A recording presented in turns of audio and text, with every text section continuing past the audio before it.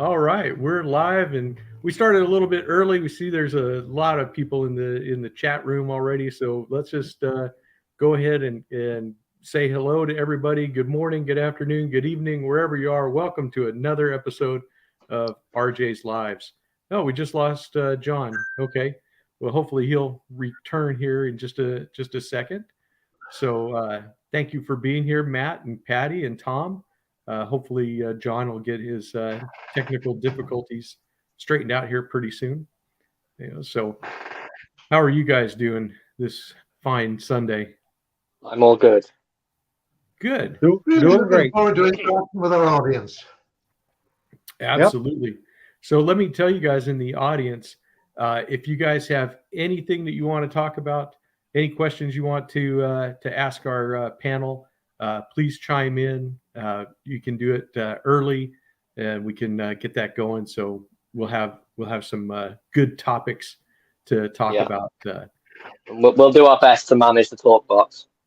Yes, exactly. We'll try to manage the talk box and get everybody happy with that. It's too early to upset the fat lad. Like, just carry. Just what they're doing. Hello, Mimo. Mimo is here, our moderator extraordinaire. Okay, it looks like we got John back. There we go. Perfect timing. Perfect. There you go. We got it. We got him back. That's all that matters. Although it's a little Is there dark. an area on? Are you going to turn your lights on, John? Yeah, there you go. Now we can see his happy shining face. So, hello guys. Happy. What? What do you mean you're not happy? You were happy yesterday on their show. You have to be happy on mine. It's the rules. Isn't that All in right. his contract, Tom? Yes, it is. Yeah. I got the contract right here. Paragraph 4. And we'll actually have our tip jar back this week as well, which was missing last week.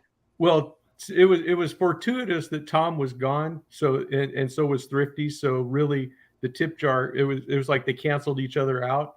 But now that you're back, Tom, you can start earning tips again. Oh, I can. Hey, everyone, while you're coming in, don't forget to hit that like button. Absolutely, guys. Hit that like button. Hey, Josh and Pete's here. Hey, Pete.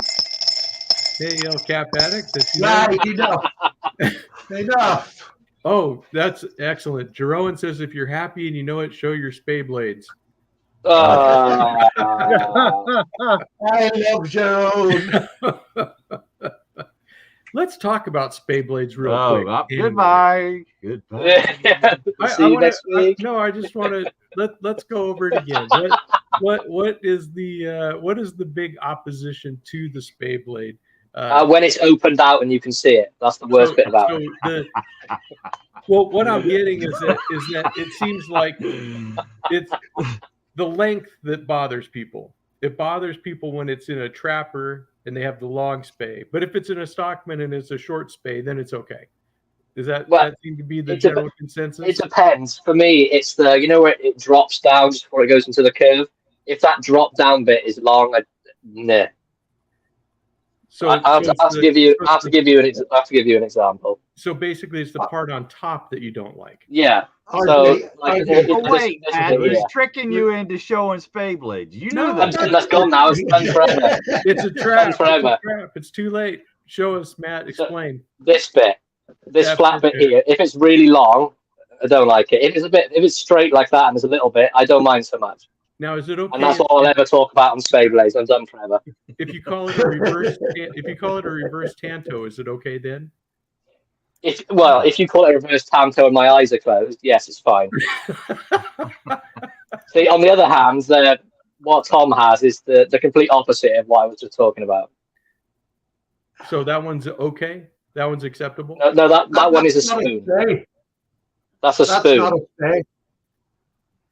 That's a modified spay. It's not a spay blade. So that's not. They call it a spay blade. No. That's more of a nest muck than a spay. Well, now this was designed by Tony Bowes, so he's the one that's calling it a spay blade. No, sorry. He's a brilliant Yeah, man. Shut That's up. really brilliant, man. He's going to get spay. It was Tony Bose. No.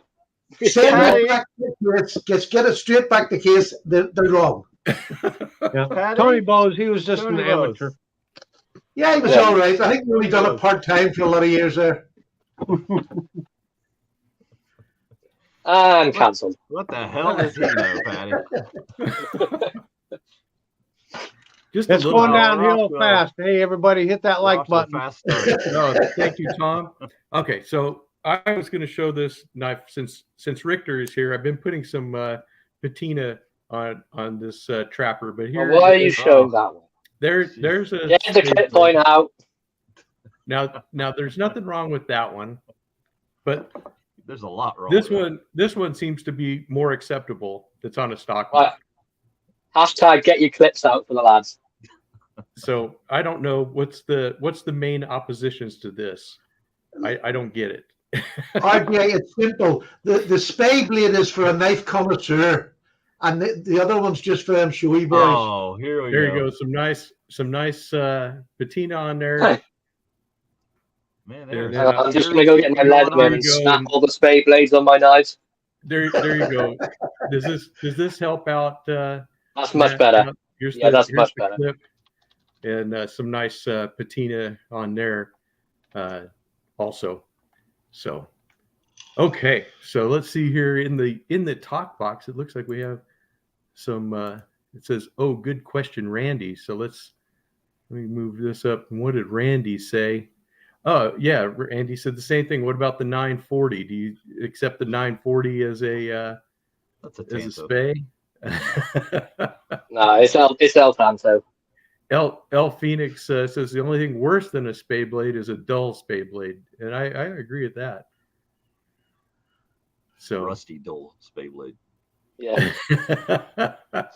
Now, the spay blade Oh, on a trapper has okay. a different purpose than a spay blade on a stock. all right, I'm Well, sorry, Richter. Let me say it Yeah. 3 times, so it does count. Teener. How's that? And I showed it at the same time I said it, so there you go. And yes, I agree. The 940 is a modern spay blade. No, it's But- not. Yes, sir. The spey blade didn't start out as a spey blade even. What did it start the out at, spay- Patty? The spey blade Yes. was used for people who were using ink and a feather when they were writing. If they made a mistake, they turned that little quarter cut off and they scraped the parchment to get the ink off. I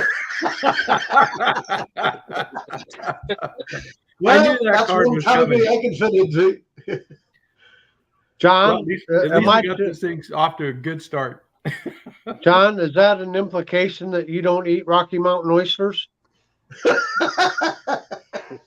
I mean, if they were cut off with the spade blade, that makes them taste worse. So if you use a clip blade, they're yummy. Wow. Okay. Okay.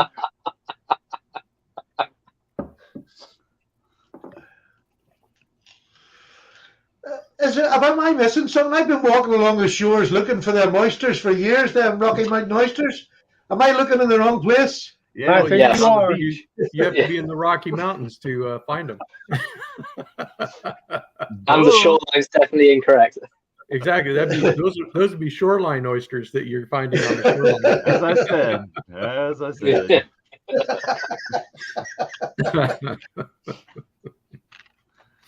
Oh man. my goodness. Let's see. The friends like this, who needs enemies? Exactly. Who needs enemas? Wow. That's Who needs enemies? yeah. Oh, And cancelled 3 times. Oh, thank you, Todd. Yeah, that was comment alert. Go ahead, Tom. so Sussex EDC is asking, why is a spade blade different on a trapper and a stockman? It's to offend you 2 ways. A stockman is on the stockman. It's a shorter blade, and it is for spaying of animals to keep it family friendly. On a trapper, when you're harvesting that hide and taking the pelt off, there are areas where you want to get your blade up in, but you don't want a pointed end on it, because if you poke a hole through that pelt, it cheapens, lessens the value of that pelt. So you'll want to be very careful in certain areas as you're trimming that pelt away. Just replace So the that's word. why a longer spay blade would work up in those tight areas. Just replace the word pelt with scrotum. That's all you need to do. Oh, well, I'm not as smart as you guys down there in Texas. I'm just a simple blackland farmer pickup here. I mean, aren't we talking about the same thing here? The other thing is, it's no different than any other blade that's made. You That's can right. only do so many shapes of a blade. You get a clip point, you've got a Californian clip, you've got a Turkish clip, you have fat ones, thin ones, and all blades are just, because every maker is trying to do something that wee bit different to get noticed. So a lot of it's just that, rather than a very complicated reason. Mm-hmm. I think, now that's just my opinion. We know. Yeah, I know, right? Yeah. We're just listening to Tony Bowes, and then we're just.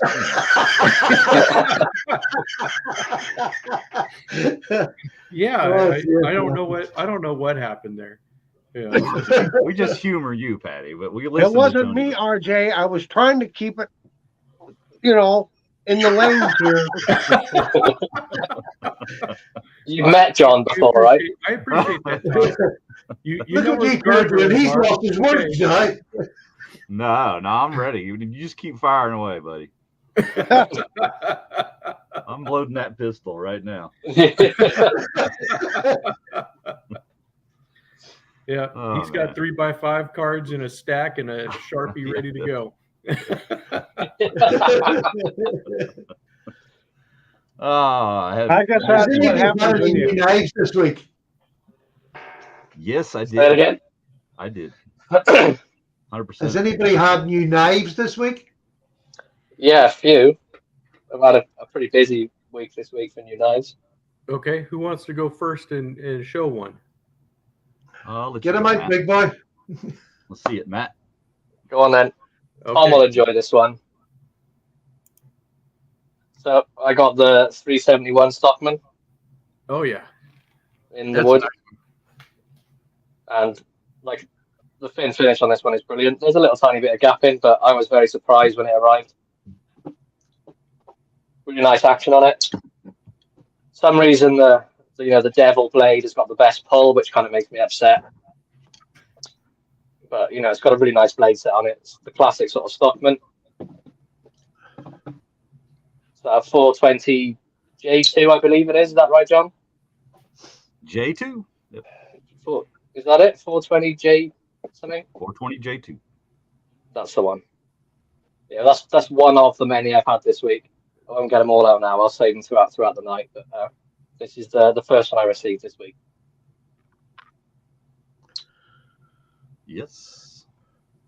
You've been on a And- real buck kick there, haven't you? Yeah. I've had about $5 turn up this week. I think you've had an influence, Tom. I'm going to say, you hang around me, watch out. Okay.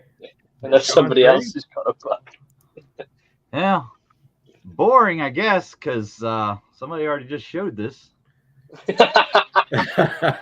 It's not boring. It's a different one. Yeah, it is. Now he's got the fancy wood. Yeah, This is exactly. the Burlwood. Just complete happenstance. I didn't know he was getting that. But I picked up that 373 trio, and I was like, you know what? I'm going to go ahead and get the larger one too. So got the 371 in the Burlwood, and of course I already had the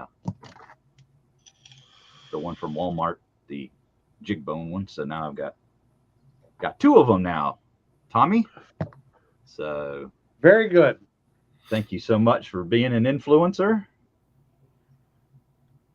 And They Yeah, look just- beautiful. when I got a good I'm look going at to start the Burlwood, crying. I'm Yeah. tearing up just seeing them, Oh. John. thank you, Tommy. Me Just being for the that. road outside. Just for that, I want to show you my special modified spay blade right there. Oh, you're so friendly. That's awesome. What do you think? That's the I bottom love line that. official. That's a cross between a Nessmuck, a spey blade, and some sort of a Persian trailing point type something or another. And a pouch. Yeah, And a car rack. Turkish.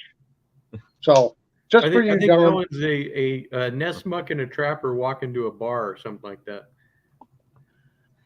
They both had a couple of bowls of beer nuts.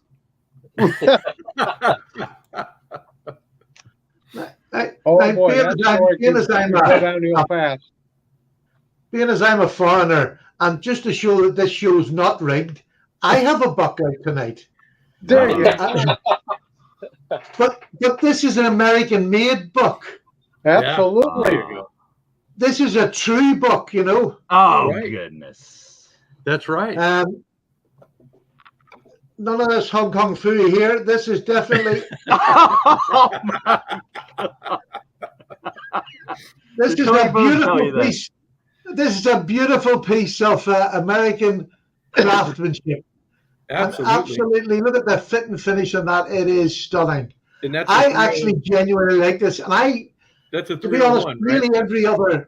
really every other Stockman I've got is just a 2-layer. Now this is a 3-layer, and it's not so much the rubbing, because blade rub wouldn't worry me that much, but it's just the way they fall into place. It's a low profile, where a lot of Right. Stockmans, you have a high blade up. I just think Buck, this is the best Stockman, and that I think one of the best around. I think just for the way it sits, and even if you're using your middle blade, which is the most used blade, and they have it in the middle, and it is the most used blade for me as well. But there's nothing sits in your hand. You can cuddle in there, and you can work for hours. But I just love the way they put the I was going to say the spey blade, the sheep's foot. They put the sheep's foot in the middle, because it's the one that I would tend to use for usually draw cuts or opening a box. Right. I can just keep the big clip point for emergencies, so I've always got a big sharp knife. And the That's other right. two, and this is, I think Buck do the nicest small bay in the game. The small spey, I should say. Look at that. Is that not just beautiful? That is beautiful. No. Do you want to chip in, John? It's not that. I think it is gorgeous. A lovely belly, really beautiful for getting behind the bra and snap. Oh, sorry. No. Was that behind the 8 ball? Behind the 8 ball? Is that what you're going to say? Yeah, that was it. Yeah, it wasn't anything about a snap or braziers. Yeah. It really is nice. I do like it. So there you go. There's another buck for you, Tom. Well, thank you. So I guess I'll just have to follow suit here. So I guess this is the knife I've most recently bought. And this Is it a is buck? the Buck Companion, model 309, made in the USA. Well, excuse me just a moment. I need a drink. Give it a rest. Okay, there we go. The Oh, that Buck one Companion. had your name on it, didn't it? Yeah, it did. Nice little fifth pocket knife, 2-bladed, pen knife or pen blade, and clip point there. And see there, I can use it as the goal post, and I can see through, and I can see. I've been That's right. practicing that more, John, too. You're getting good, man. I am.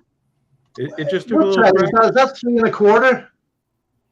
What's that? Yeah, of course. What Absolutely. is that 3 1/4 inch? No, it's a quarter in the tip close jar. length? Yeah. Let me see here. Well, I don't know what happened to my tape measure here. I don't remember what. Oh, here it is. Oh. I can check it out. It is 3 inches closed. Right, what's 3 a small inches. knife? Yeah. Yeah, it's a small one. That's what she said.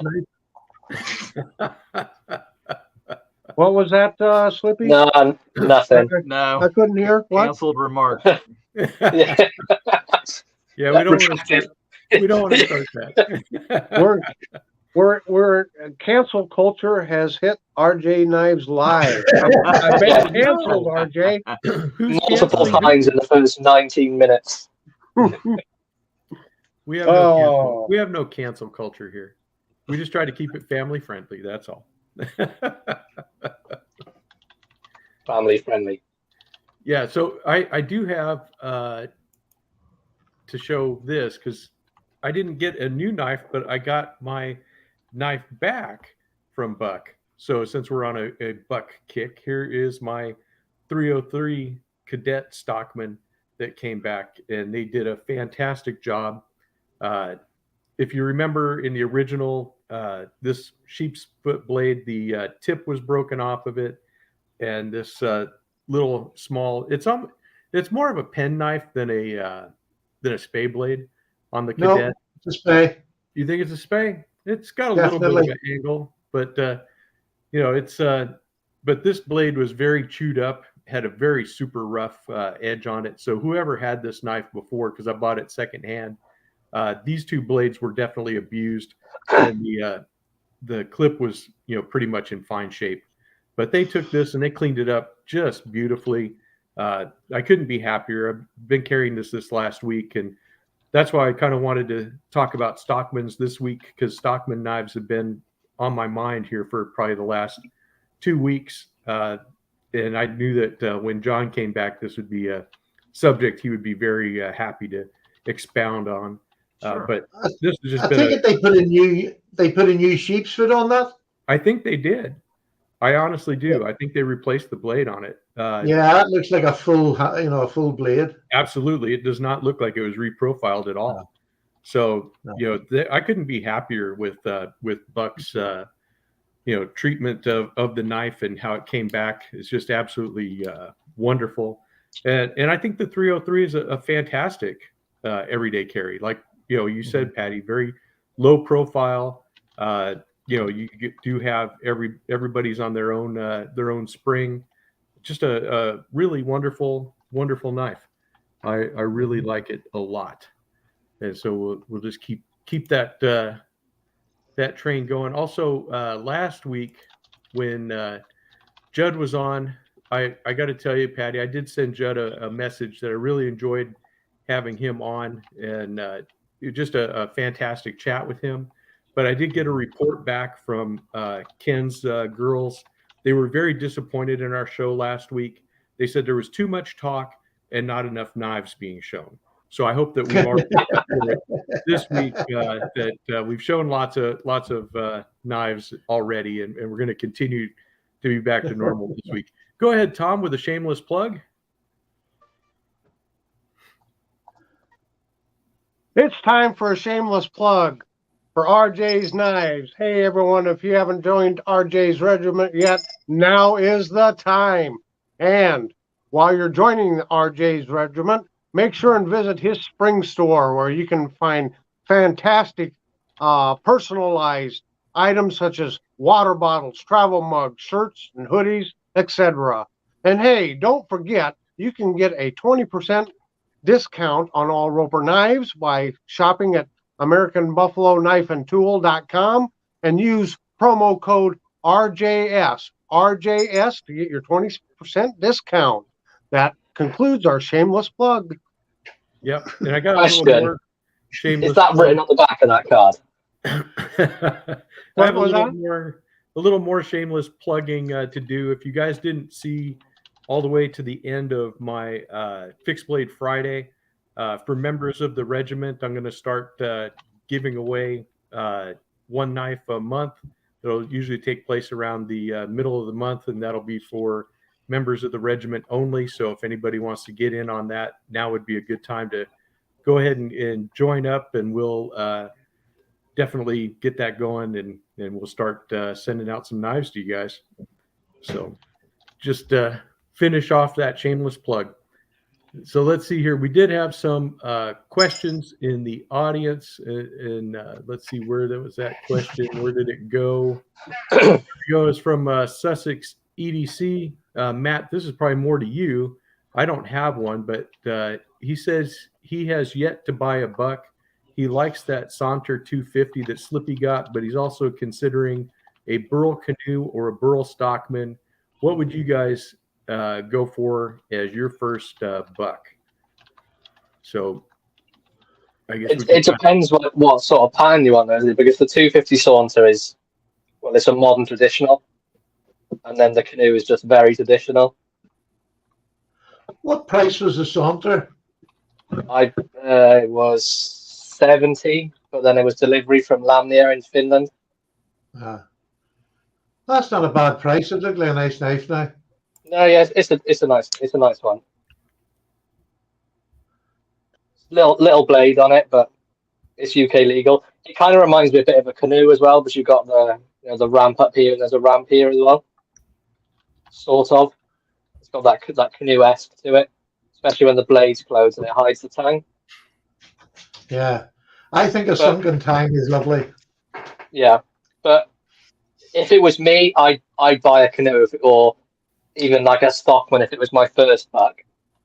I think that'd be the best way to go. Get yourself in with a slightly cheaper model just to make sure that's what you definitely want to go for, rather than spending the big bucks on something else. But that's actually what I did. I got the buck canoe. I've had it for a long time, but that was the first buck knife I bought. I like Pete's comment here. Yeah, I'll answer that, Yeah, that's go big or go home, right, Pete? There you go. I would even say try Rough Riders first and get a pattern you like before you spend more money on other knives. That's true. I agree with that. Rough Rider is a fantastic way to try out a really good quality traditional pattern knife. So you can try different ones, see if you like the pattern, and then if you really enjoy using that pattern, then of course you can step up and buy ones from different companies and stuff. Yeah. And I've that's got true. one as an example here, which is probably quite a good example for it. I got this on Moonraker Knives in the UK, and it is the Blue Smoothbone Stockman, and I paid £15 for this delivered. Yeah, that's a beautiful knife. Here, let me bring you up full screen.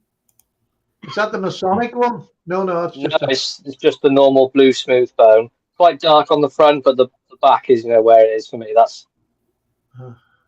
pretty much the nicest looking blue bone I've got. But £15 for that to get you into the traditional knife and to have a look at a traditional knife. It's 440A, but you get the classic 3 blades. It's got good snap, no half stops, and for £15 you get in the finish like that. Yeah, I think RJ's right with going for a Rough Rider to start with. But it all lines up nicely. There's no blade rub. It's quite close to spey to the frame, but it's not touching. You can't really go wrong with a Rough Rider, especially if you're trying to get into traditional knives. That's another thing for somebody who is just starting. Getting too worried about blade rub on a multi-bladed knife is not something you want to do, especially if you're going to buy a knife that you're going to use. Because you will get, even on a blade that doesn't rub, when you're taking them out, unless you're going to be very gentle and move one to get the other one out, you're going to get blade rub on a multi-blade knife, I think, on most knives. Yeah. Now, we're paying £300 for a knife. My case, Sal Belly has blade rub, but then I have old timers and Rough Riders that don't, but they do if you open them the way you're saying. If you're just yanking out the sheep's foot blade from the middle, you're going to get the push rub. But it's a working man's knife, so as long as it's not horrendous, like the first Stockman you had, John, the Burwood you got when the blade was getting caught up on the other one. Yeah, as long as it's not that, I'm not too bothered. No. When they're actually getting caught up or hitting on top of something, then that's too much. Do you know what I mean? But a little bit of gapping, a little bit of off-centeredness, and a little bit of blade rub is all right on a knife you're going to spend £20 on, £15-20, and up. It doesn't really matter. And I think the difference is if you're going to buy a knife to use versus buying a knife as an investment or as a collection piece that's never going to see the light of day, then you might be worried about fit, finish, blade rub, gapping, all that other stuff. But if it's a knife you're going to take it to work or you're going to use it around the house or whatever, then then it doesn't matter, because you're going to put wear and tear on that knife, and you just have to I guess live with some of those things. But I don't know. There is one thing I do want to tell Tom, I'm gonna show him that is that one of those things that can take care of your blade rub problems and stuff is use Tom's favorite toothpaste right here. I finally got a tube, and I got to tell you that not only is it great for my teeth, but it's made my skin look so good. So thank you. Is that how you take the patina out of your beard as well? I actually am saving the patina on my beard because I like showing that to everybody. You know, I enjoy the patina that it's got. So. Tom is slowly dying in the corner. Oh, there he is. Yeah, Tom is dying. But, you know, Tom's only 23 too, so he's trying to pass himself off as older. And you know, that's just one of those things. Yeah. It takes a lot to keep this dyed gray. It probably does. Yeah. Have a kid that works. Yeah, I know. I feel like I've earned every gray hair I have. So Maybe that's why I'm not gray. I don't have any kids. That's I it. don't want to get rid of it because you know really this is the most silver I've ever had in my life. So why not enjoy it, right? Come back to me when you've got 23 grandchildren. Oh, jeez. Can't handle that. If I had 23 grandchildren, I'd never have a YouTube channel. No, that's why I have a YouTube channel. Oh, Well, are we still on new knives this week? Sure, we can still do. I still have a couple to show off, as a matter of fact, and you know, so go ahead, John. We'll go ahead and do. Well, do since Tommy didn't see the show yesterday, this is going to be a shock to him. He didn't know about this one. Oh, I know what's coming. oh no. This is like me. I've taped a football game and somebody gave me the score at the end. Before I had a chance to watch. Well, you got to look stay at on that top of beautiful, things, Tommy. beautiful knife. Gorgeous. Gorgeous. I got to let you know, though, my plans was to get the 124 and then really rub it in. Sure. But I just couldn't swing it. Yeah. So I went with the 119, and I'm not dissatisfied with it. It's a great knife. So I don't. You know, I don't have it's a 119 cursey yet, boy. so John, in all honesty, you know, no fluff or anything, I still say the 119 for the money is one of the best all-around knives out there in production. I really do. yeah, to me, it's just like it's pushing being a little too big. It's almost too big, but Almost. it's manageable. You know.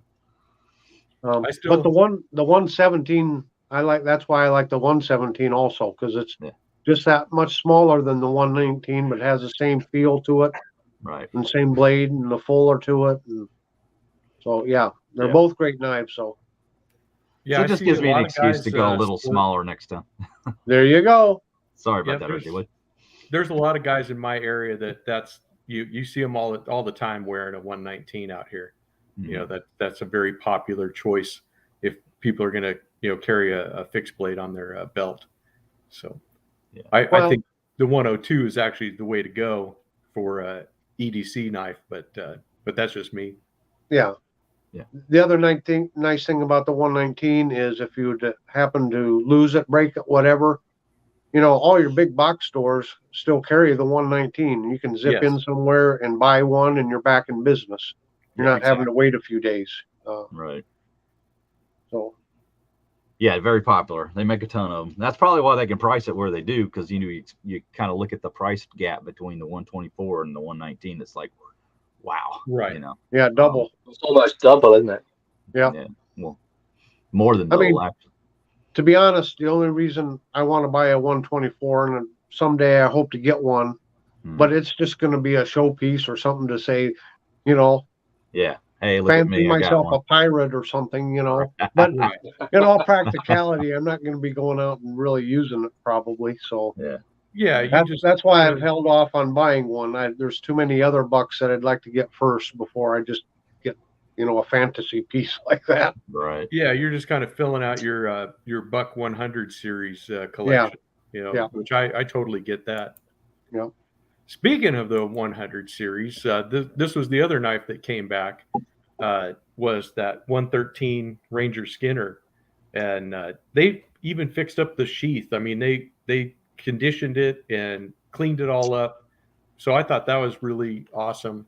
And then of course, The knife itself came back just perfect. Looks as good as the day it was set out for real. And I It looks brand new. just love this blade. I mean, look at that blade shape. That is just such a really nice drop point. You know, just RJ, what's that handle material?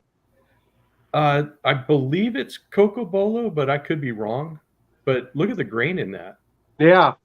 I mean, that is just a absolutely beautiful, beautiful knife. Okay, because it's coming across as brown.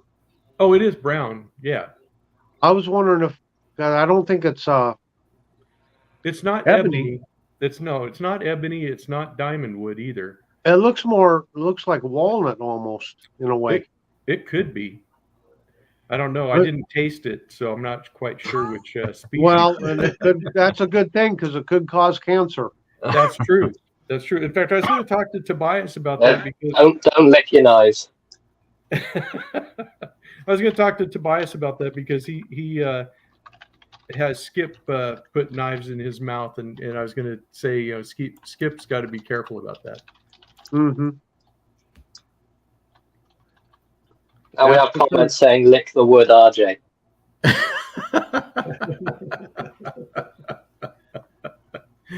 feel like that's after hours. Yeah, it only affects Californians. That's true. That's true.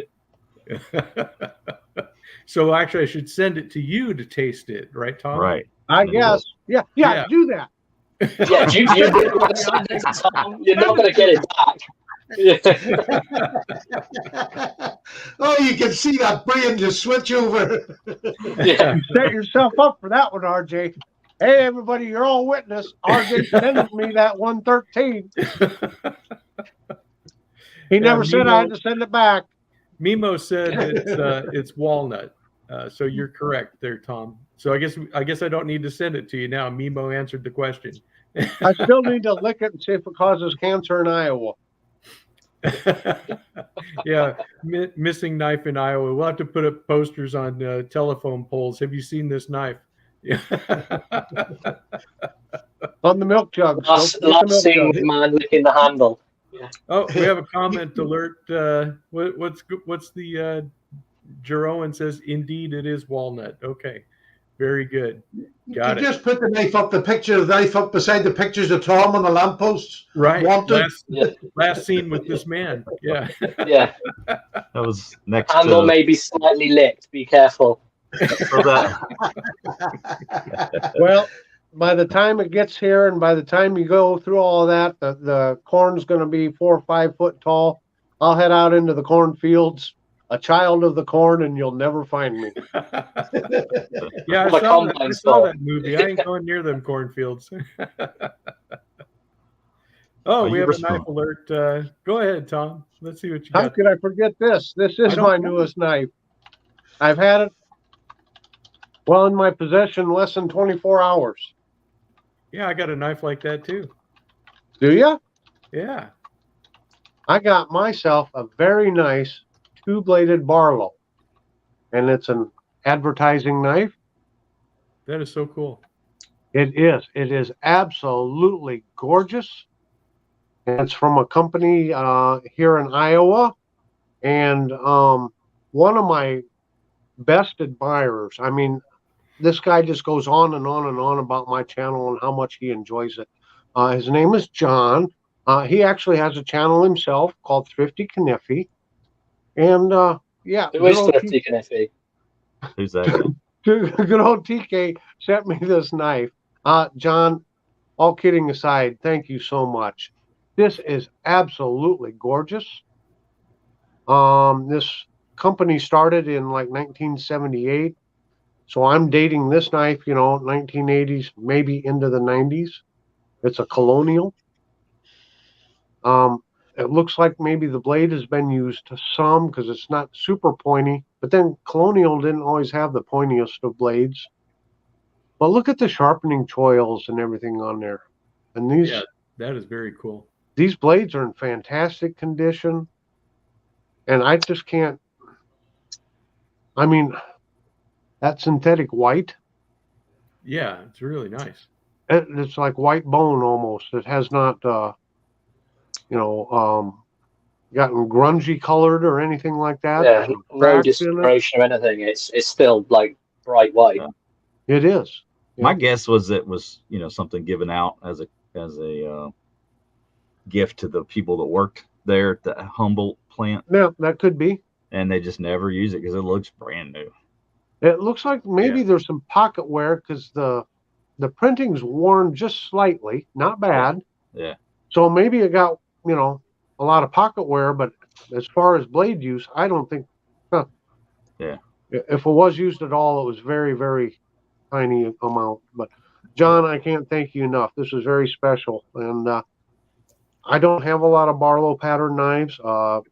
Pete gave me one here a couple months ago, one of the Rough Rider Reserves. So I'm adding this to my Barlow collection, and it's a welcome addition. So thanks, John. You're welcome.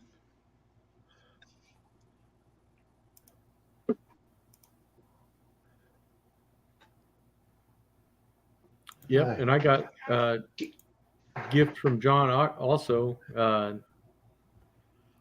which was this nice old timer. This is the 94 OTG. So this is made by Bear & Sons, but it's the 1095 version. So it's got the saw cut bone on there and USA made. I'm going to do a video on this and compare it with my other 94s.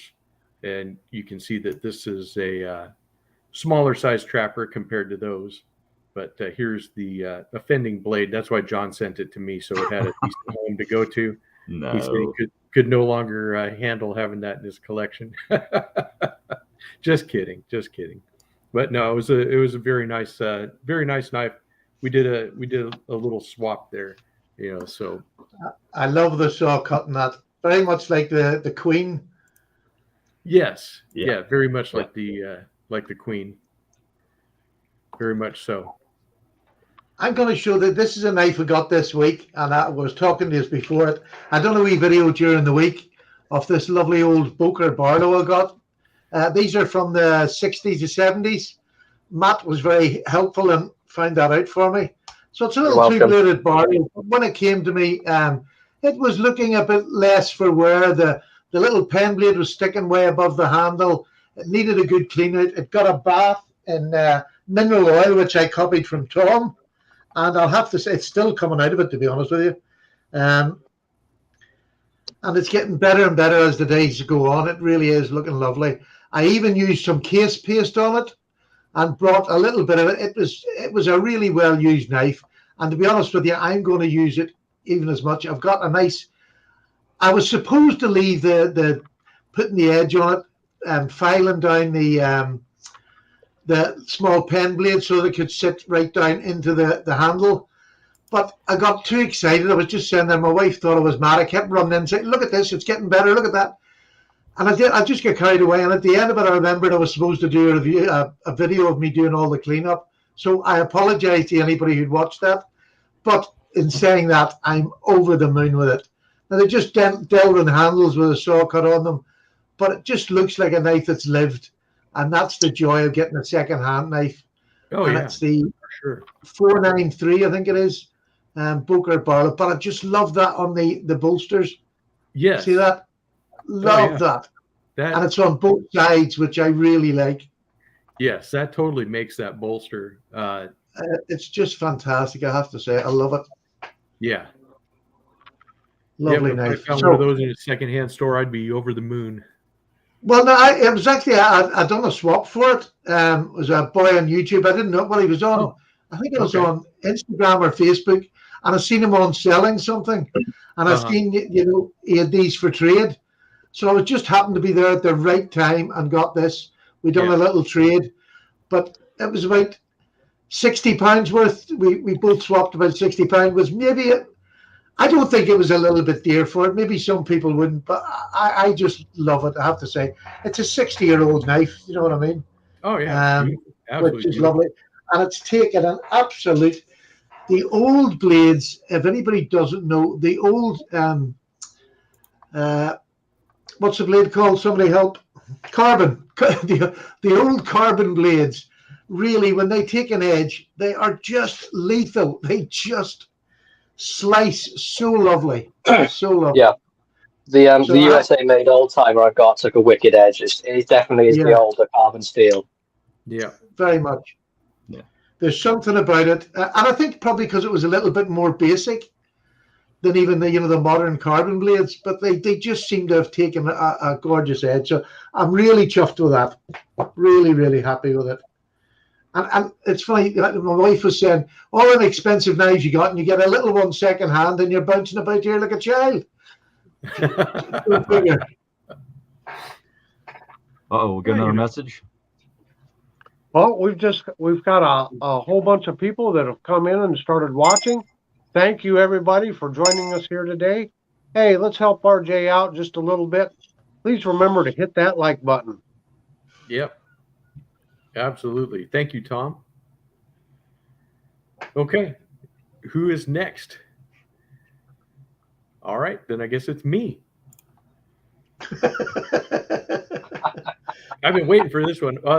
I know John's waiting for this one too, because he really liked this this case large Stockman that I got. Right. And it is absolutely beautiful. I love how they did this. This is the Crimson Peach Seed bone, and they just did such a great job on the bone itself. And I love how the dye is here. It kind of reminds me of like a dessert, like if you had a cheesecake and you put some strawberry topping on it, how it just kind of runs down there on the side. It just looks absolutely beautiful. And even on the pile side is just fantastic. I love how it's dark in the middle and kind of fades out to more whitish. It's just so interesting to me how the bone takes the dye. But this is such a great knife, and this really got my Stockman interest going. I just love this great big giant clip point that it has, and this is the same size as your standard trapper. But look at that sheep's foot blade. That's lovely. It's just ready to go to work. I mean, I like this so much. I'm gonna have to get one that's in a synthetic handle or whatever and start carrying that. And I showed that spey blade earlier, but what a fantastic looking spey blade that is, and what a just excellent shape and length. This is just a perfect Stockman to me. I think this is just the epitome of it, but this is probably the largest Stockman I do have, and I really like it. I mean, this is just I just love this knife, and it's one I can just sit and look at for sure. I love how even at this corner it's almost almost white, and it's more whitish in this corner too. Yeah. I just can't get over it. It's one of those that's the best thing about bone for me is it is a natural material, and it takes dye. Every bit's different. It takes dye different on every knife. That's why I like bone so much. Oh yeah, I agree. Every piece is unique. Georgia Adventurer has one, and in the one corner, instead of it being more whitish, it's kind of blue, and so that's interesting. And then William's Knife Life, he has the same knife also, and his looks different yet again. So they are just a beautiful knife. I got that at Shepherd Hills, and they have an entire family of case knives with that same color bone. So it's an exclusive for them. So if you don't like a Stockman, or if you'd like to get a Stockman and a trapper, or something else, then you can get all of those depending on what you like. But I saw that, and it just kind of took my mind. Okay, we have a question from Pepper Dingo. He says, which blade shape is most useful on a Stockman? And I would have to say a lot of times it's the sheep's foot that gets the most work on a Stockman from me. But like for me, my knives are mainly for like unboxing other knives that arrive. any sort of packaging. Even if I like out doing a bit of work in the garden, like pruning or whatever, it's always the sheep's foot blade. It's a nice little like stumpy blade with a flat edge, which is it's utilitarian really to me. The sheep's foot blade. But I think that's what makes the Stockman stand out as such a good knife, because you've got a blade that will cover anything you want to do in a Stockman. Yeah, you want to do food prep, big old tip point blade. Yeah. Want to do something detailed, sheep's foot. Want to mess around with something rubbish, spey blade. I'd say the clip in the sheep's foot split 50-50 time for me. Yeah, and I think what's funny for me personally is a lot of times on a smaller Stockman, like this old timer, a lot of times it's the clip point will be the one that I'll use first or mainly, and not as much the other ones. But on this large Stockman, I just am drawn immediately to this sheep's foot. I don't know if it's just because how nice and tall that blade is, or what Blade it is length, about probably. Just It's almost like a little ram's foot, that one. It's quite big towards the end, isn't it? Yeah, it is. It actually is. Let me bring that up full screen. I know that this way you can get a better look at it, but yeah, it is a lot, almost like a ram's foot. It does seem that way. But it's just very similar to the one on the sow belly as well. The case sow belly, pretty much identical, I'd say. Yeah, so like here is the sheep's foot on the old timer, and compared to that, it's like shorter and fatter, isn't it? Yes, it is. I mean, it's not. I mean, bolster to bolster, you see, it's not that much bigger in length than the smaller one, but it is a lot of a taller blade, and kind of the angle. When you have it in hand, you can see how that point naturally extends down. Which is great for a draw cut. So it's, to me, that's the sort of knife. If you want to put a point on the end of a stick, you wouldn't be frightened to with that sheep's foot there. You just dig in and make a nice pointy stick straight away. Yeah. I 100%. completely agree. I completely agree. Good whittling tool. Yeah, good whittling tool. You're not going to be worried that with a curved blade it's going to slide off and catch you, because there's a nice flat edge. It's just going to glide through. Right. Absolutely. Hey, Weed Judd is here, and so is Cheeto Bandito. He showed up. Hello, guys. Oh, sure. They show up just at snack time. It's snack time. Oh yeah. Is your blood sugar low there, Tom? What kind of snack you got there? Time of the show. It's snack time. We have banana. Let's see. What do we got? Banana Twinkies today, or we got honey buns. So well, what's everyone's preference? You better have a honey bun. I have no idea what a honey bun is, so you're going to have to have a honey bun, because I have no clue. One. This honey bun's for you. It's like a cinnamon roll. Post it to me in an envelope. What about you, Patty? Honey bun or Twinkie? I've got one here, thank you. Oh, John? I'll have a Twinkie. Okay. And I'll have to remove some change from the jar for it. Yeah, see, that's we Judd had the same thought I did. Tom, did you bring enough for the whole class? Well, we got a few. How about you, Wee Judd? What do you want? A honey bun or a Twinkie? First come, first serve. How about you, RJ? Yeah, first come, first serve. I'm booking a flight now, Tom, and I'll be really hungry when I get there. Okay. I'll save the rest of the flight. It's going to take me a day and a half to get there. I'm going to be ravenous. You better guard the grandchildren by the time. We Judd wants a Twinkie every time, he says. Good man, that man. Good man. Yeah, I'm so hungry now, Tom. I don't know. I might have to stop at Thrifty's on the way. Wait a minute. I said that wrong. I should say Wee Judd. He prefers a wee snack cake. That's right.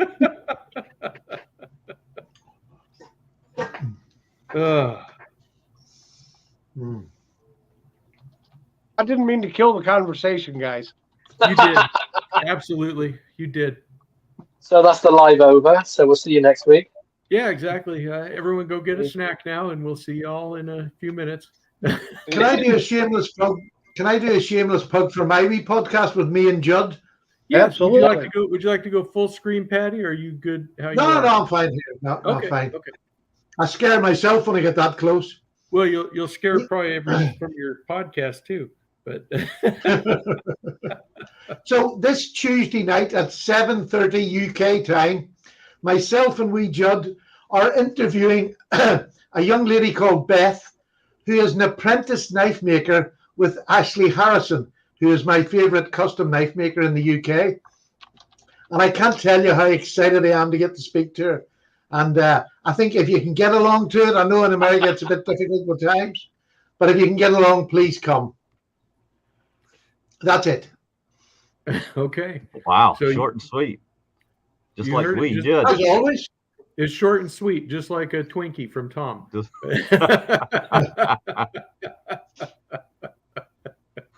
No. It was a wee shameless pug. Oh, okay, gotcha. Oh, yeah, it does Paul, sound like it'll Hey, be. can you give those times again, Patty? Day and time. They're asking what was the day and time? I've got you back. Tuesday at 7:30 p.m. UK time. So I believe that's 6:30 Central. 1:30 Central. I'm sorry, 1:30 Central, and would be 11:30 Pacific. Right. So if you can get along, but if not, you can watch it back. It's recorded, so you can watch it back, and you're welcome at any time. That's true. Yeah. You just won't be able to be in the talk box. I'll try to tune in there.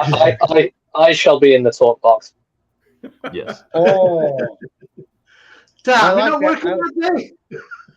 I am working, but I'm working, so I should be in the talk box. Right, I'm going to start the talking off again. Stockman knives. What is a Stockman and what is not a Stockman? My favorite Stockman, and it's actually called by GEC a Stockyard Whittler. Again, it's one of my favorite knives. I always say that because they're my favorites. But I want to know what you think. This is one for the non-spey blade lovers. This is the Stockyard Whittler from GEC. It has the main clip blade, which is just beautiful, a lovely long sheep's foot, and then it has the poker. So would you call that a Stockman, or what would you call that? Is it swell scented? I call it a cattleman's knife. That's what I'd call it. You'd call it I'm still not sure. It's got a swell here. Yeah, I'd say it's more Whittler. Whittler. Yeah, it's a Whittler, but it's got the cattleman blades. It's a kind of a hybrid, I guess. I don't know. Yeah, it's really different. I just call it a Stockman when I'm thinking about it, but I'm not sure what the real truth would be. But it is a fantastic knife.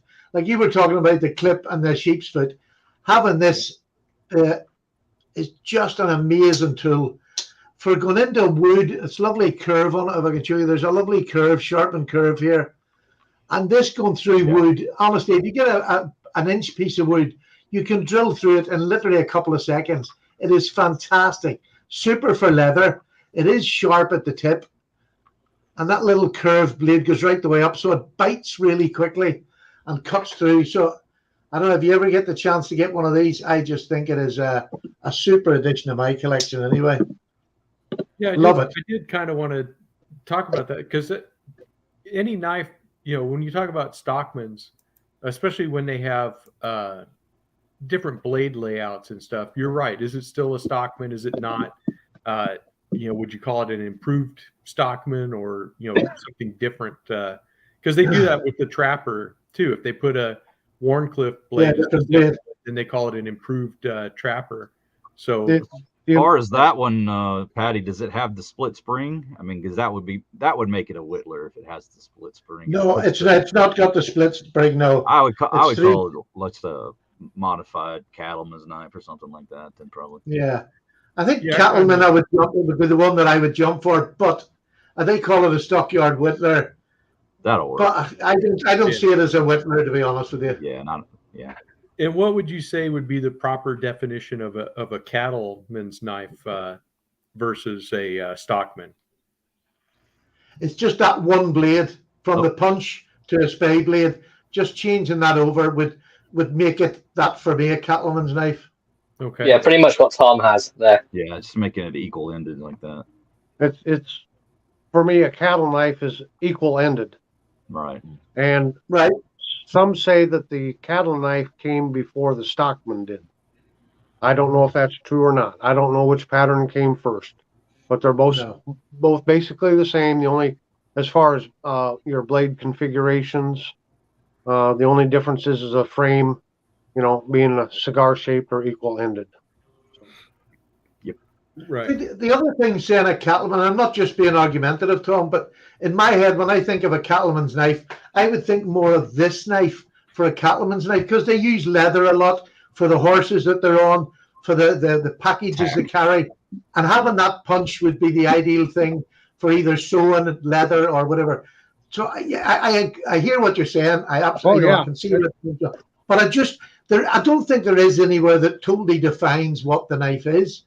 No, because every knife maker can name it whatever they want. Yeah. Right. And I've got an old Camillus Stockman that has a punch on it. I believe it's this one here.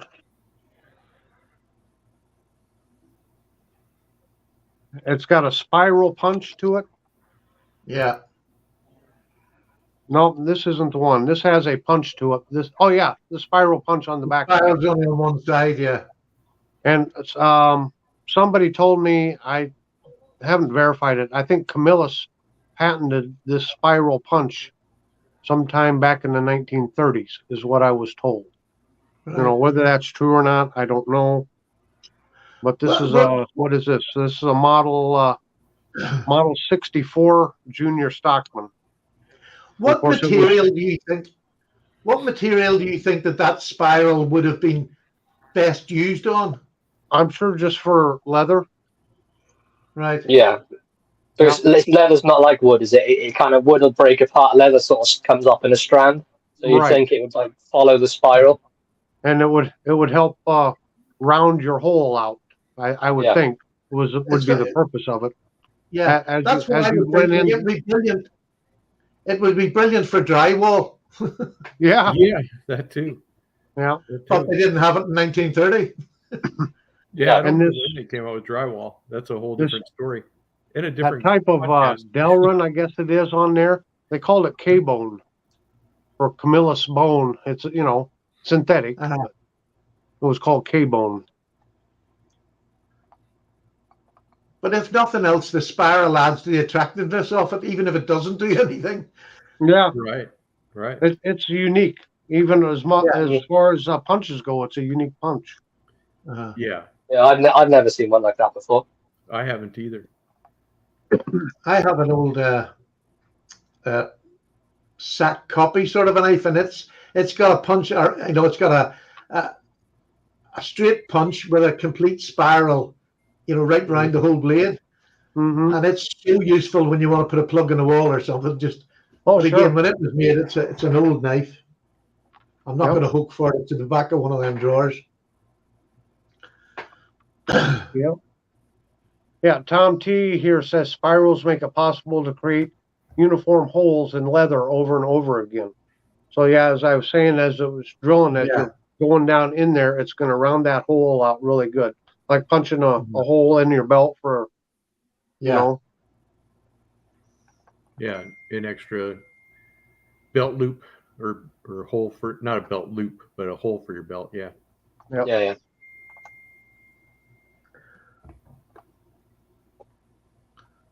So what's everybody's favorite Stockman? Well, I'm talking about just a regular 3-blade Stockman. What's your favorite? That we have or we want to get. Well, who wants to go first? I can answer that. Hang on. Okay, we're hanging. Or talk amongst yourselves. Entertain yourselves here. What's the topic? Your favorite Stockman? Just like style or just Yeah, I don't whatever know what one. Yeah, your Whatever. style, as long as it's got the normal, what we call the normal 3 blades. What's your favorite pattern? What's your favorite one to use? To me, Well, I it's mean, that's pretty right. obvious for me, is it not? I mean, gotta Yeah, say, but they're all I wish slightly it was different, just aren't they? I think it's the sow belly for John. That's You have your a question. membership We'll gift. be right back to you, Tom. Go yeah, ahead, sorry John. about that, Tom. You were a little slow. No, you're fine.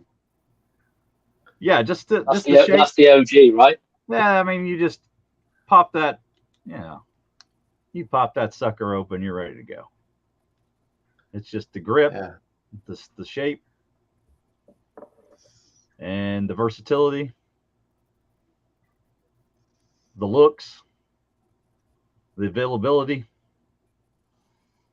You can get them in a lot of different, a lot of companies are making them.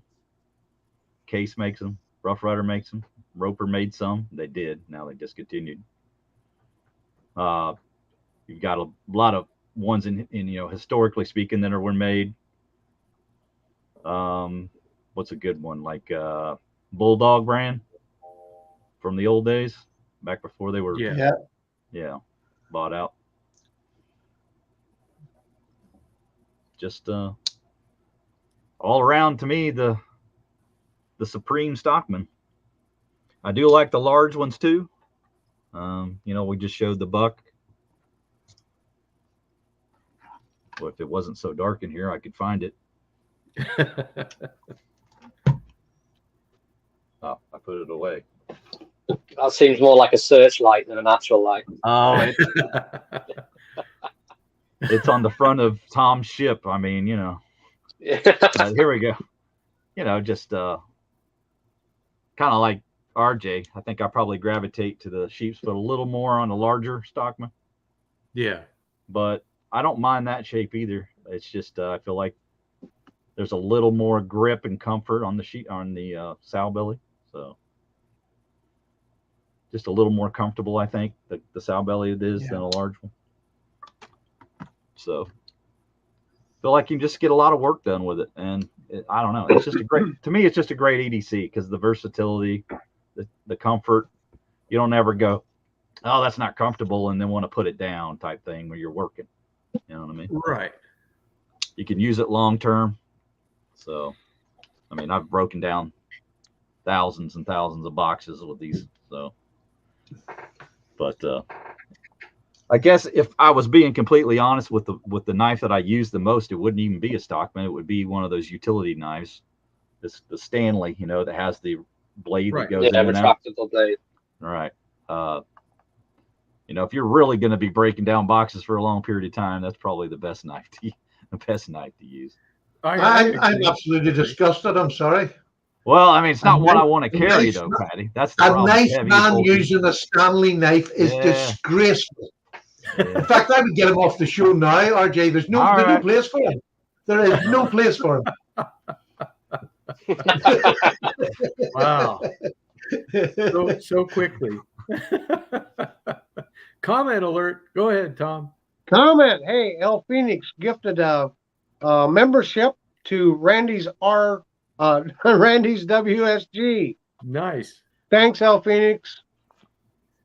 Absolutely. Thank you. Okay. So let's get favorite Stockman would be this Buck 307 Wrangler. And unfortunately, they don't make these anymore. But this is you need to write to Chuck Buck and let him know. Yeah. Here's this is the 371? Yeah. Which is the Ford-made one, but it's the same size as the 301, American-made. So you can see the difference in size there. See, Jerome? See? I can see through my hands even.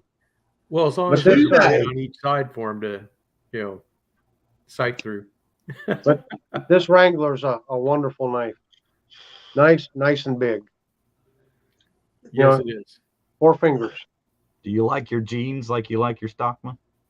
I do.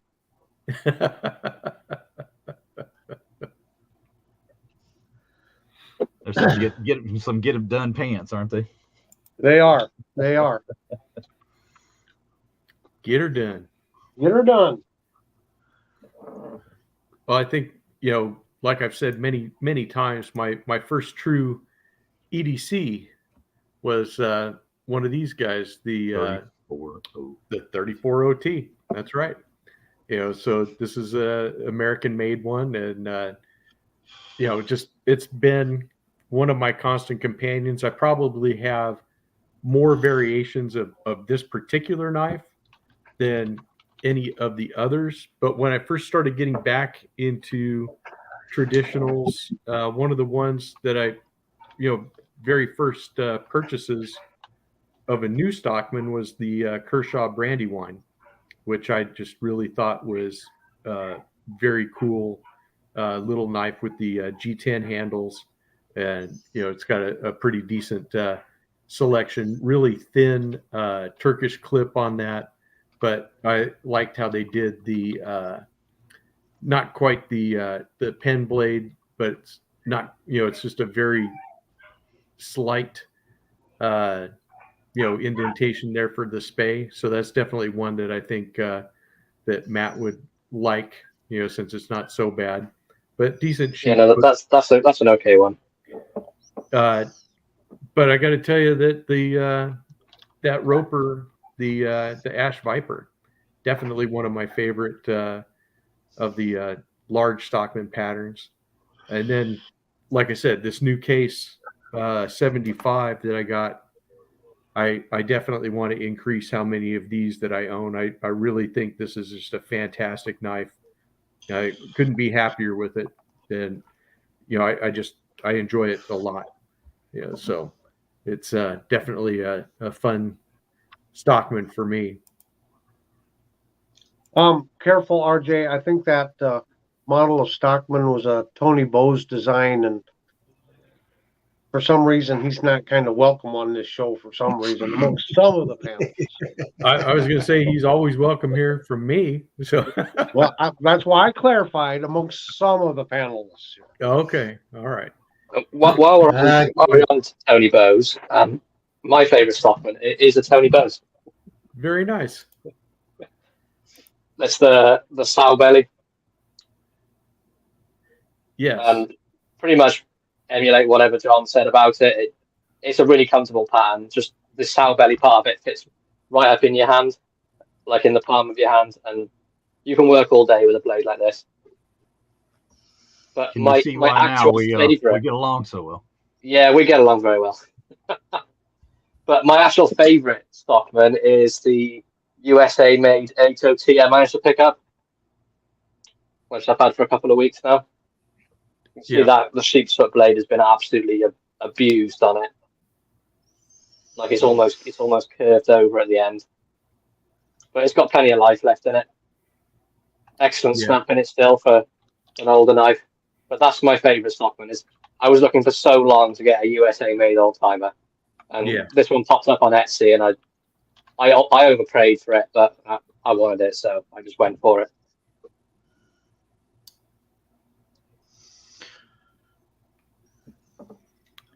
Yep, those are absolutely, and I do want to get a case sow belly stock. That's definitely the case sow. That's so nice.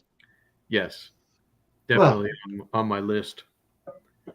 If that was going to shock you, this is going to shock you even more. My favorite Stockman is a vintage Tony Bowes.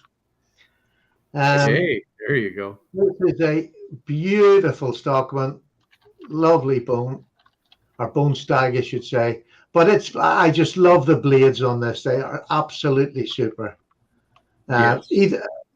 All three of them are perfectly good serviceable blades. That, to me, a Stockman is like it's like the duvet of knives.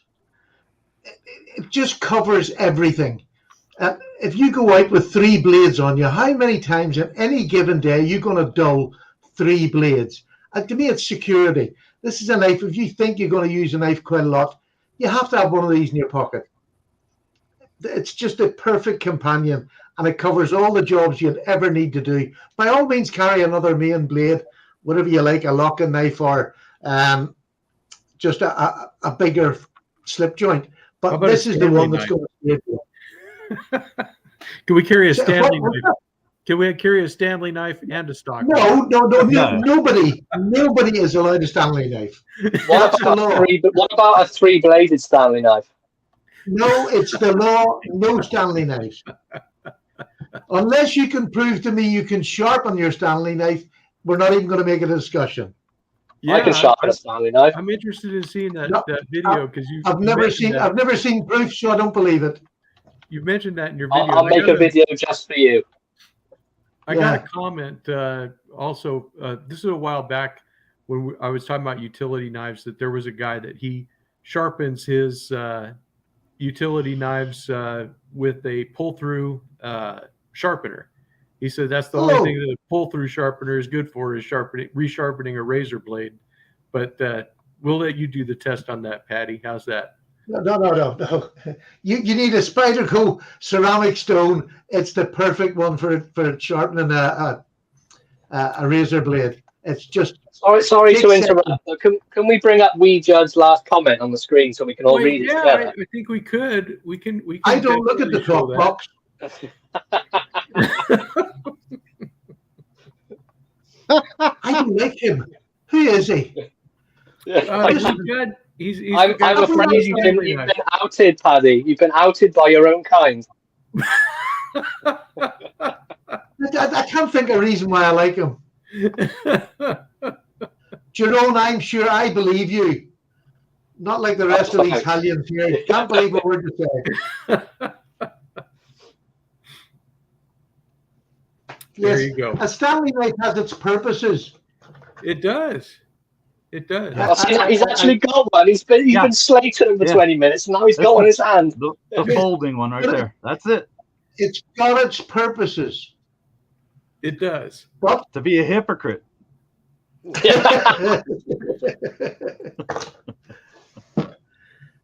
They're just not a knife. Okay. All right. I didn't say I carried it. I just used it. Jeez, just get off my back. I'm going to scream and scream till I'm sick. That's it. You can't watch his podcast now, John. I'm banned. You've been blocked. I was already threatened to be banned. On and I can't stand anybody I'm on with. Go ahead, Tom, with your shameless plug. Well, I want to show you one of my favorite Stockmans. It's fairly recently new to me. There it is. If you want a good full view of it, the video will be released at 1 o'clock in the morning Central Time tomorrow morning, and you'll get to see my newest. Have you been getting troll tactics off John? Stockman. What's that? You've been getting troll tactics off John. So there you have it. Check it out. Tomorrow's video. Oh, wedding band, huh? All right. Better than a nose ring.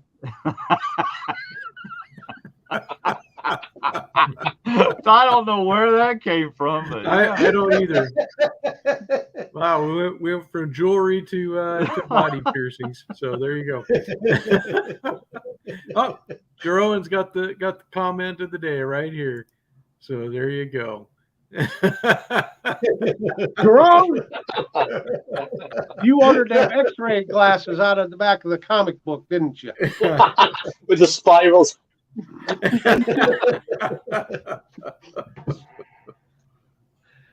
Oh, there you go. How many views do you get at 4 a.m. there, Tom?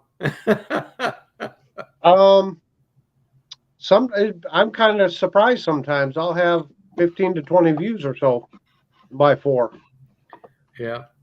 It must be all the guys over in Europe that are watching. No, I think guys are setting their alarms and getting up and just to watch. You know. Oh, you think so? Okay. I think so. I think my European friends. I think they watch them in the evenings. So you know. Oh, okay. Yeah. Little different time frame. Yeah. Yeah. Can I just ask a wee question as a foreigner? No. Which states are you allowed cannabis in? Because I think I'm living in one. Not mine. What? California, you can. California, you can have anything you want, apart from an automatic knife above like 2 inches. Everything else you can have. Well, pretty Everything much. you can lick, you can have. Although it's Oregon, I think, or is it? Yeah, it's Oregon where everything is legal now. You know, so yeah, you can have anything you want there, and they don't care. No, interesting fact. They just don't give a crap.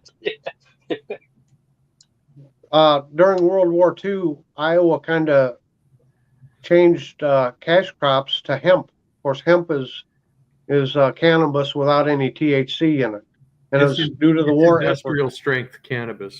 Yeah, for making rope. So hemp used to be a very big cash crop here. Jeroen's moving to Oregon. Get a double bed apartment. I'm coming. Exactly. You can have anything you want except Alice. You definitely have to be a certain age to get that reference. Where's Zen Ali when we need him? Who the hell is Alice? You have to ask Arlo. Does that have something to do with a restaurant? I believe so. Yeah. Yep. All right. Let's see what Thrifty has there. It looks like a very useful tool. Yeah, I've applied my nose ring.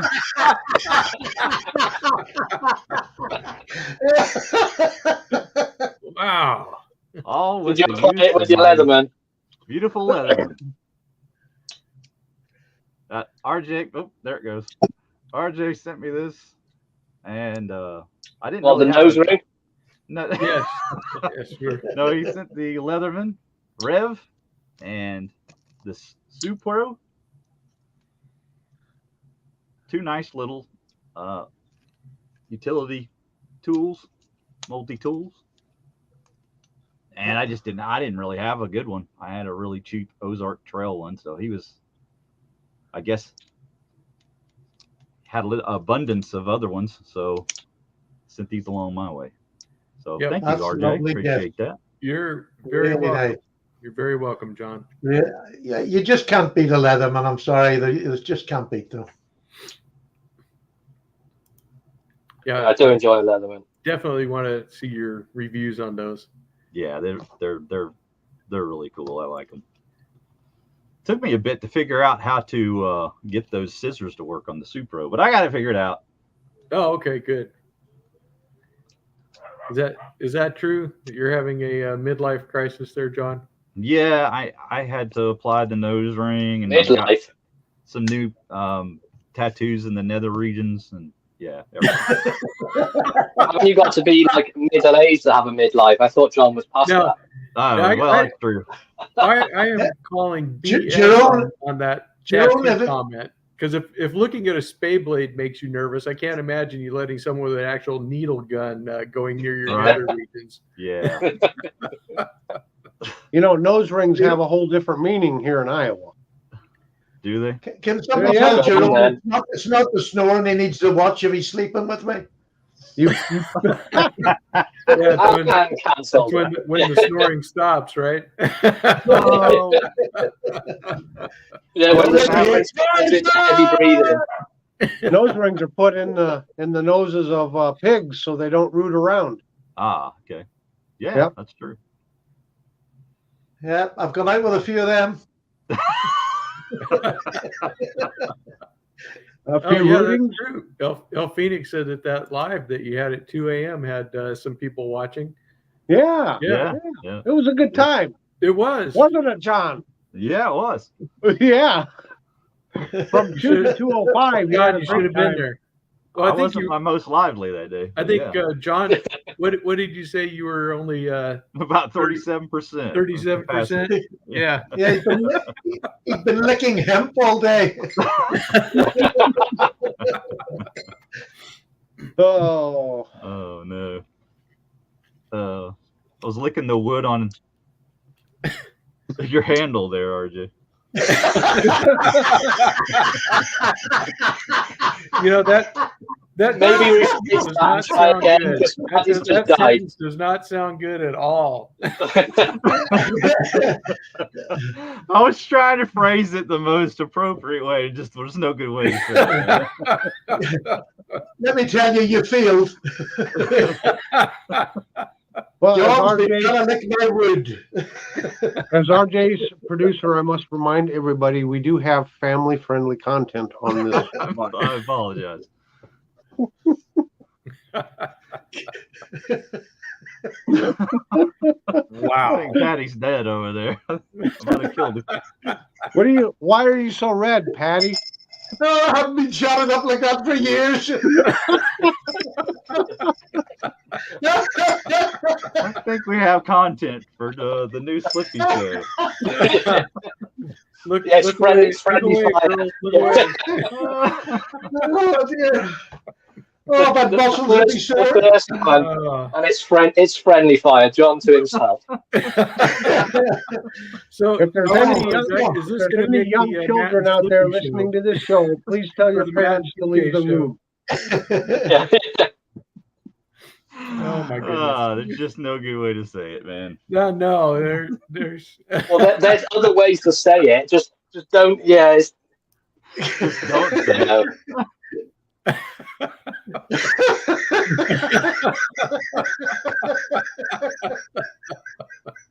Oh my goodness! Oh, man. You guys are the balls. Well, I've got a six-pack. Wow. Oh, Save us, Patty! Come on, show a knife, Patty. Save us. Yeah, somebody show a knife somewhere. Yeah. Make sure it's wood.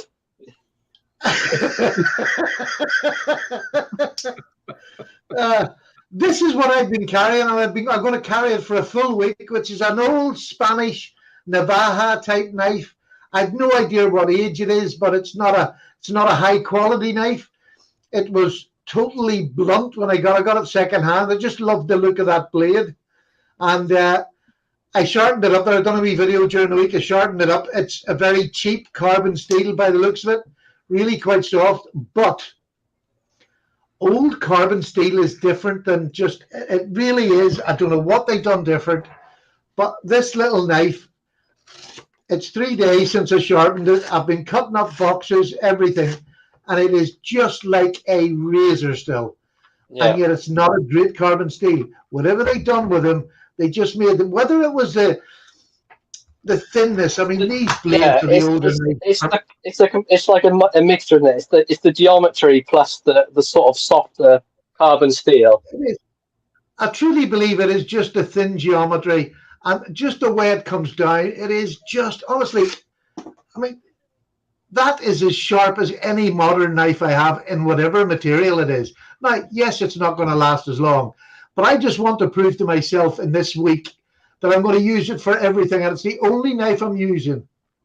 And so far, nothing it hasn't been able to deal with. Now, if I use it during the day, even if I've just done what I've done here, tonight time, I'll stop, because I do that with whatever knife I have. But it's going to be interesting to see what my results will be after a week. Would this do you as an EDC knife? Would you be frightened to carry it? No, No. not me. No. No, I don't think. I think it'll be a positive outcome. But a beautiful little knife. What I is just that, love the whole is that the about body three- work on it. Is that about the metal down the 3 back. inches closed? Is that about 3 inches? Yeah, that would closed? it'd be just. Let me think. Probably just over 3 1/4. Yeah, 3 1/4. But just a lovely little knife. Yeah, that's really cool. And like when you think of it, this Barlow's only 3 1/4, Yeah. and I would use this as an EDC knife. So there's no reason why I believe this couldn't do you as an EDC knife. Oh no, that's a perfect size for an EDC knife. There's just something about the older knives as well. There's something else. Okay, shameless I mean- plug time. Go ahead, Tom. Well, actually, it should be plural. I don't know if everyone realized, but we do have a couple celebrities on our panel, and that is Slippy and Thrifty, and they have a show that they come out with. I think, is it once a week or once or twice a week? Is it the Slippy and Thrifty show or the Thrifty and Slippy show? It's alphabetical. Alphabetical. Alphabetical. There you go. So everyone, make sure you're subscribed to both Slip Joint Sawyer and to Thrifty Kniffy, and hit that notification bell so you'll catch that show. And also, Big J just joined us here in the talk box, or what do you call it, Patty? The talk what? Talk box. Talk box. Yeah. Anyway, Big J and Boston Knife Reviews have a Saturday live, happy hour live. I believe it's 5 p.m. Central every Saturday. It's an excellent show there, so make sure and check out the happy hour live at 5 p.m. And that's Big J and Boston Blade Reviews. Thank you. Thank you. Normal Tom. programming resumes.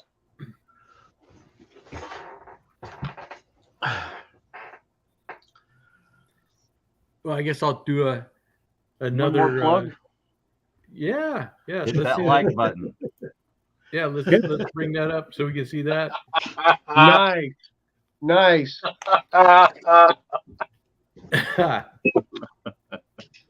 Hit that like button. Yep, definitely. Make sure you put a tip in the tip jar there, John, for yourself. Yeah, All for right. yourself. Hey, if we keep doing this, John, you and I can fly over together and see Patty. Oh my gosh. Yeah, I'll get my own ticket. You get yours. I need I'll a meet you future.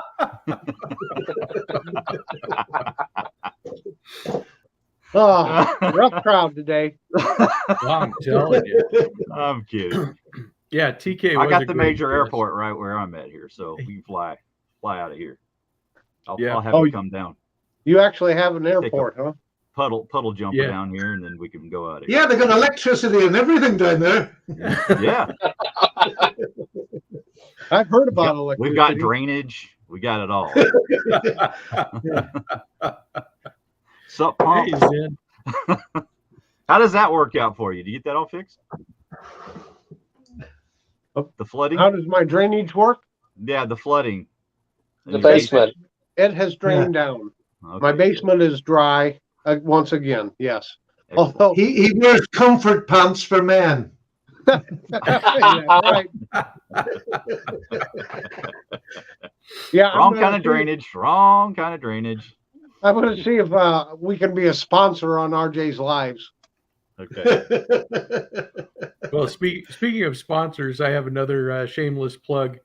If you guys saw my Fixed Blade Friday with these new Elk Ridge knives, I've partnered up with Sharper Edges, and they have an affiliate code in the description box of my videos, and you can get pretty sweet knives like this Hinterland.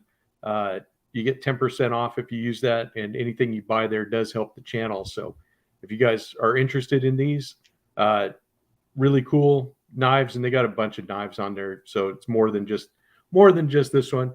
Yes, Jeroen, it is a big spey blade. Although we could call this a reverse Tonto if you want to, but yeah, it's definitely a big spey blade. But if you like knives like these, definitely check that out. And that's my shameless plug. So Nice. And Zen wants to know how far you are from the river, Tom. I'm just typing his response. I need to know which river. You need to know what the next sentence is. Just go take a run and jump. I guess the Iowa is unique. It's the only state that has two rivers creating a border. So our western border is the Missouri River, and the eastern border is the Mississippi River. So I'm about 100 miles from the Missouri and about 180 or 90 to the Mississippi. Yeah, Zen says the river. Tom lives near the confluence. Yes. Yep.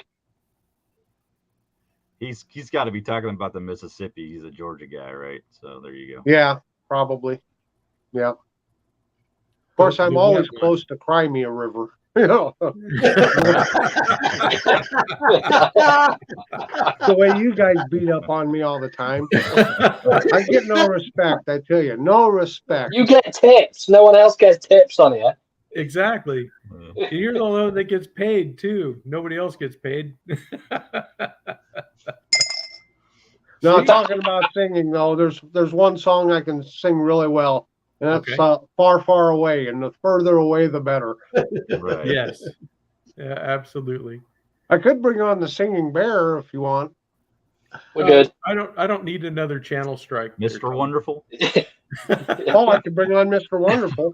Although Bambi? I look at it this way, John, we have 5 Mr. Wonderfuls right Well, Oh, yeah, it would be redundant, wouldn't it? here. It there would. you go. That's a very loose Mr. Wonderful.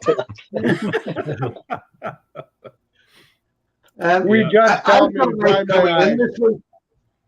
I've got a knife coming in this week that I'm rather excited about. What you got? What is it? I've got a GEC knife, and it's the number 56 pattern in the dog leg, with a lovely spear point and an easy open. You lost me. And at it's, That's first. similar to, haven't you got a 56 pound? Yeah, I've got a, but this one doesn't have the easy open notch in it. It's one of the most comfortable knives you'll ever use. There it is there. Lovely dog leg. You can see the dog leg shape, but a nice spear. Very, very comfortable. 4-finger when you're right up there at Casso. Beautiful knife to use. So this is another one that we've got coming in. GEC released them on their normal run about 4 weeks ago or something, I think. But we're getting one made especially for our GEC club here in the UK. And it was one of our members passed away, and the knife's been named for him. And it's going to be the club knife just to remember him by. So really, really excited to see it. It's in bone, dyed Special bone knife. as well. So Special knife. hopefully, Special. it- That's cool. they've been lying in customs for about 5 or 6 days now, I believe. They've gone through it, but they're just lying there. It's, Yeah. Yeah, because customs are that word that we can't say on a live. Yeah.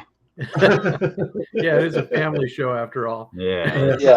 Yeah, So, well, I left hopefully a we'll good be here. job and left a good job in Memphis, and I pumped a lot of pain down in New Orleans.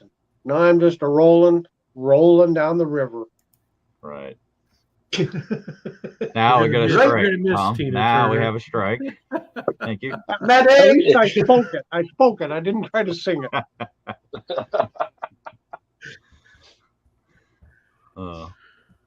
Anybody Okay, else got a new knife coming? No, not yet. But as we're on about Stockmans, what's your favourite carbon steel Stockman? Ooh, Oh, I'll have to dig it out. I don't have a Good carbon question. steel Stockman. that's a good Really? question. Yes, you do. Who? You must have one. No. You I class never. the I've only, GEC as a Stockman, don't you? oh, of course it is 1095. Yeah, sorry.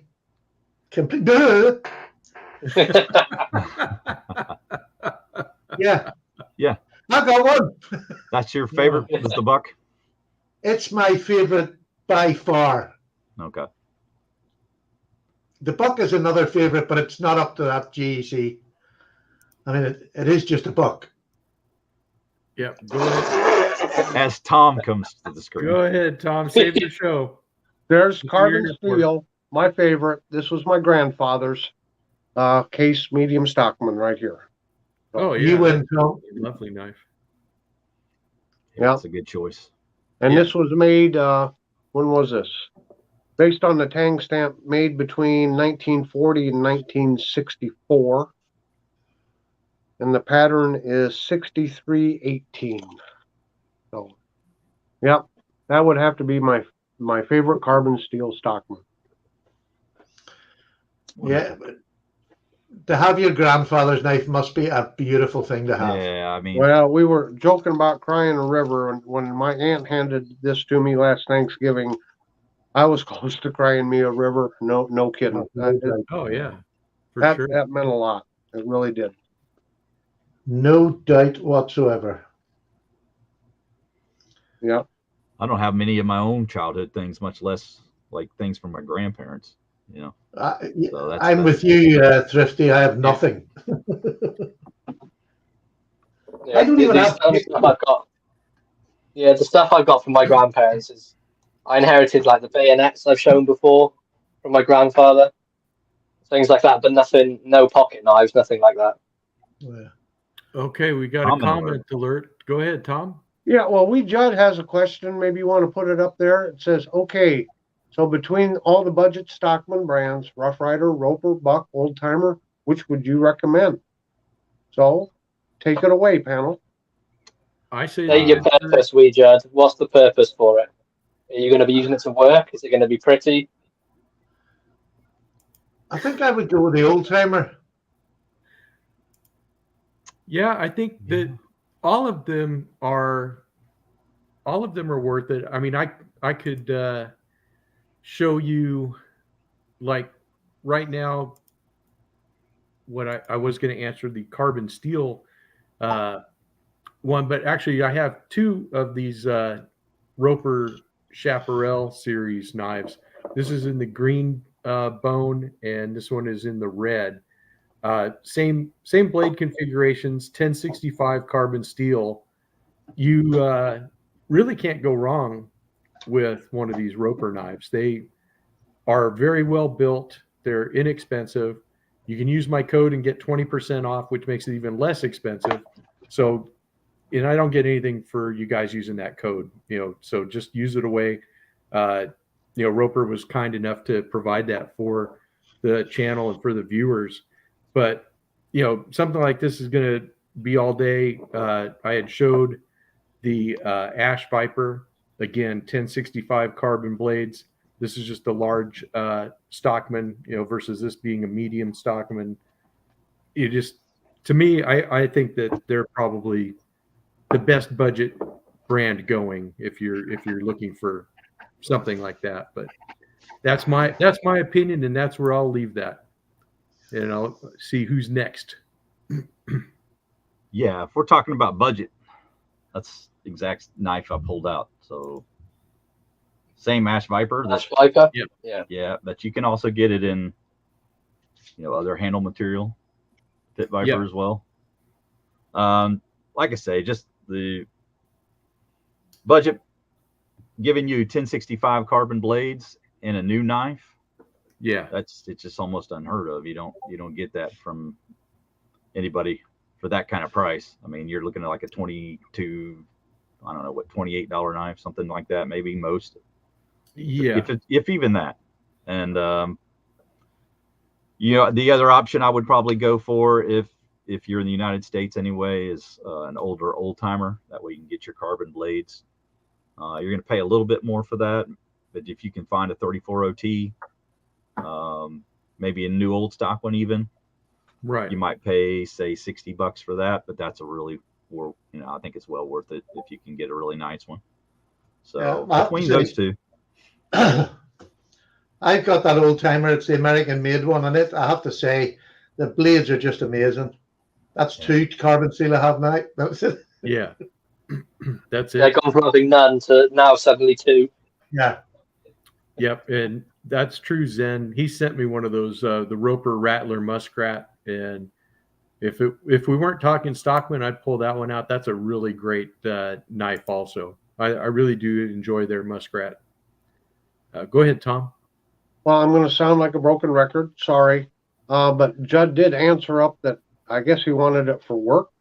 So it's not for collectability. Now, Rough Riders and some of the other brands, they're great for different cover materials and that.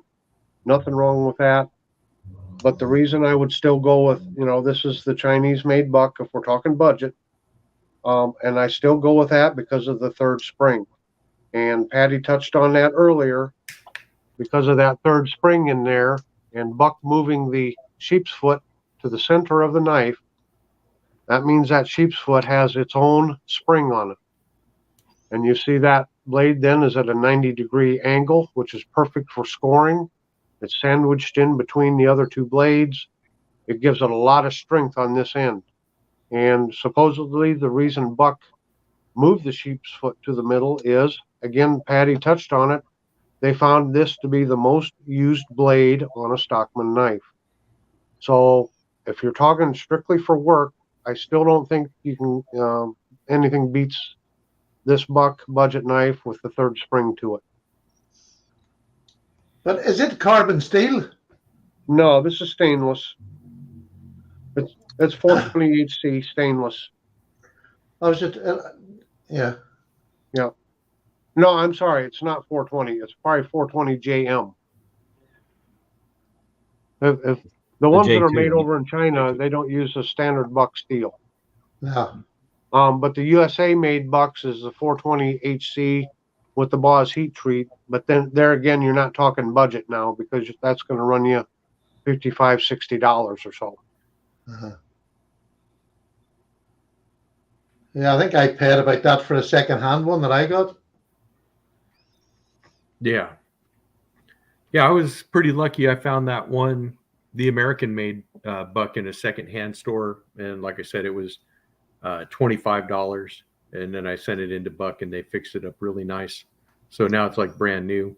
So it was not that expensive to get it fixed up. Once you add in the cost of the spa treatment, it was like $7, and then it was right around or just over $10 to ship both of those knives to Buck. So that was not too bad. Patty, I'm going to have to postpone my trip over there to Ireland. I got to go to Jersey. Uh-oh. Yeah, Pete says he's got a buck compadre on the way. I got to hurry up and get there and intercept that baby before it hits his doorstep. I've been wanting one of them compadres for the longest time, and I just hadn't gotten around to buying one. I think it's a wonderful You can camp. buy a minister from Buck. What's that? What was You that? can buy a minister from Buck. Yeah. A That compadre. Chuck has friend. big. I'm telling you, Chuck gets himself around. he does. Oh, Pete says, yes, sir, come on. So, see you later, guys. Yep. Give me the tip jar now. Ah! Hear that, Pete? I'm one penny closer. There you go. Roper for carbon steel, Buck for springs, and RR for bone. Yep. And then I have to say now, for me, Buck springs are quite a light pull. I like a heavier pull now, I have to say. They are. I'll say that too. On the later ones, I have some of the earlier ones from like the 90s and that, and they have good snap. So why it's a little softer these days, I don't know. And I'll say that, but yeah. Oh, climb the porch, Climb Tom. the porch. Jersey's just inside. I know all about that one, TK. He'll be waiting for you. He'll be waiting for me. nice one there, Bluminati. He said his mom recently gave him his dad's pocket knife, an old timer. Says Schrade USA 80T. Another. Oh, nice! I have one of those. Nice. Knife. Oh, Yeah. yeah. I don't know what's that look like. What blade configuration is that? It's a Stockman. Yep. In fact, right. Matt has one. Let's, I actually have one here. Yeah, nice. Oh, nice. Really nice. That's a USA made one, then, isn't it? Yeah, USA made. Yeah, 80T. that's lovely. The sheep's foot's been battered. It's curving up at the end, but it's got loads of life left in it. They've still all got good snap on them. Yeah. Yeah. The That's fact what- that you that's what found that favours one me. over there, that's pretty I know, good. yeah. I found this one in the UK. They didn't have to try and import it in, which is nuts. You see, that's where Etsy used to be great. You could get knives on Etsy, and now we Yeah, can't that's at where that all. We was can do from. any knife. Yeah, Etsy's gone very, very much downhill here. Yeah. RJ, did you have a 34 OT? Is that what you liked? Yes, sir. I found this when my dad's in a care center right now, but in cleaning out his room and stuff, going through some of his things, I found this box, but I have no Nice. idea where the knife, went. And Dad cannot remember if he owned a Schrade. He probably didn't pay any attention. He went to the hardware store and Yeah. whatever was on the counter, he bought it, and he Picked up didn't the pay any knife there, attention. yeah. Yeah. But having found this box amongst his things, I'm thinking he owned one. So I don't have the knife, but at least I've got the original box for one. That is very nice, Tom. And it Yeah. could have been my grandpa's too. I mean, I don't know. Yeah. Well, maybe you a could find knife them. like granddad's. They're a very popular knife. Like I said, I have several of the 34 OT because it's just such a really nice, handy I've knife. one here. That's the Heritage one, the D2 steel. Yes, I was going to pull that one out. So very good. But maybe Tom, you could find a nice USA made one, and you could put it in the box as as like a memory. Yeah. I know it's not going to be the exact one, but we'll see you, Mike. It's a nice thing to do, isn't it? To have that sort of memory. You found it at his house, and then you can add the knife to it as well. Yeah. Yeah. The best thing about this one, though, look at this blade. This one is John approved. That's the pen blade. How every stockman should be. Yeah. And RJ carried that for the longest time, but yet he won't admit that he likes that configuration. No, I never said I didn't like that configuration. Oh. Gee, imagine that. Someone putting words in your mouth. I can't imagine. I can't believe that. It wasn't until later in life I experienced the joy of the spey blade. Oh, okay. That didn't sound good. It sounds a lot better than what you said, Was John. that before or after your children, sir? I just realized I found another carbon steel one. Oh, very you're nice. useless, Paddy. Yeah. Jeroen says, sadly, the spey blade was misforged on that. That's what it was. Oh, okay. I found another 3. Oh, nice. What have Look you at got? that old boy there. That's an old pal cutlery. Oh, there you go. Oh, nice. Beautiful old knife. Always I love the American-made shape of knives the coming out. main blade. But they're nice long blades. The secondary blades are nice long, rather than sort of short and stumpy. But it's in really good nick. The bone is just gorgeous. It's so well used and handled. Just a beautiful. Look at the Pocket worn the correct way. Huh? Pocket worn the correct way. Yeah. I mean, it's just a gorgeous knife. I think I only paid about 25 or 30 for this, which is a great bargain. And then I've got is this carbon? No, this is the one John would have loved to have had. Oh, look at your teasing me.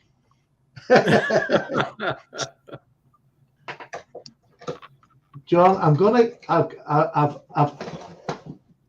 have I got? I was just gonna say there it is. Well, he's looking in the junk drawer. Let's see here. Yeah. Oh well, no, don't be saying that yet. I've got a wee present for you. Oh. I can't there remember you where go. here. And I'm gonna tease you a little bit. Somebody's going to get it, that's for sure. I can't see Yeah. anything from this distance. Oh, it's a bird's eye. It's a bird's eye pivot. Yes, but it's a custom made UK maker, and it'll be coming to you this week. All right. I'm excited Wow. now. That's I'm perked really up. cool. That sounds like a lot of fun. Good week for you, John. Yeah. Gonna be a good week. Yes, it is. Yeah. Yes, No, sir. he's not a famous maker, but he's a cutler in Sheffield, and he made his own. He's actually not making anymore at the minute, but it's a lovely little knife, and I think you'll enjoy it. Because the other 2 boys have had British knives off me, so I'm going to have to get. No, sorry, Tom had a buck, but you haven't had one yet, so that's for you. Appreciate it. I have Thank to you get so Slippy much, one now. What the hell can you buy Slippy, the man who has everything? Everything. He's got more buck knives than I do now. Could buy I a mean, I've couple got hair more, ties, I've got more Lunas than everyone. a bow for his hair, and Yeah, you could buy me a nice little bow for my little tail. Okay, I'll do that. What about a buck bow? A bow with the buck logo on it. Right, you just open the parcel live on the channel. Oh, 100%. 100%. I'll wear it and everything. I don't care. Trust me, I wouldn't lie. I'll wear it with pride. It's fine. I'm happy to take the piss out of myself. My goodness. Maybe you could get one for RJ's beard. Yeah, that would be good too.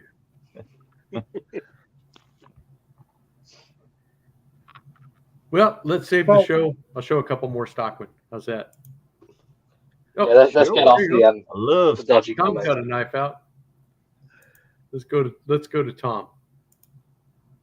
Well, this is not a Stockman. This is a Whittler by Buck. It's the 310. I just thought I'd show it quick because there was a lot of, I've seen some comments about they're still discussing the spey blade and that and the sheep's foot. But I just wanted to show that there's a difference between the sheep's foot and a coping blade. And you can see the coping blade comes down at a very sharp angle. And for making very tight cuts and very precise cuts, being able to get into somewhere and cut very nice with that sharp angle, that's why it's on a Whittler knife. And it's also very great for scoring. You know, they used to use it to score wood and stuff. So, yeah, I just thought I'd kind of point out the difference between a coping blade and a sheep's foot blade. You want to tackle the question on screen there, Tom? Since I'm new to collecting traditional pattern, I don't understand why everyone seems to dislike spey blades. The best answer I can give you is it's a sign of immaturity amongst those who are not experienced knife enthusiasts. That's the only explanation I can come up with. I don't know why. Tom, that was excellently explained. That's the best explanation I've heard yet. I kind of agree with that. Oh no! Oh god, the gang up is just unimaginable. No, it's okay. I'm saving my best shots for later. Seriously, it's just a matter of waiting, preference. Matt. Just like some people don't like some knife patterns, some people don't like some knife shapes. So it's personal preference. And but I always hold them in my prayers at night. You know, they'll grow up and they'll finally see the light. Oh man, they'll see something, that's for sure. Oh my. John, what is wrong with your lighting tonight? I've never seen you so dark. I don't know. It's because he's in a dark mood when we discuss spey blades so much. Yes, Daddy. I want to hide in the shadows. That's better. That better? Okay. That's better. He likes to see the shine on your beard. That's what it is. No, it's more I like to see the pain on his face when he's stuck in a corner.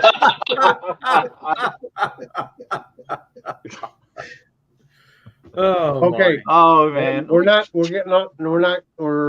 off the topic yet, RJ, because Pete is saying I'm seriously wanting to know why they are so bad.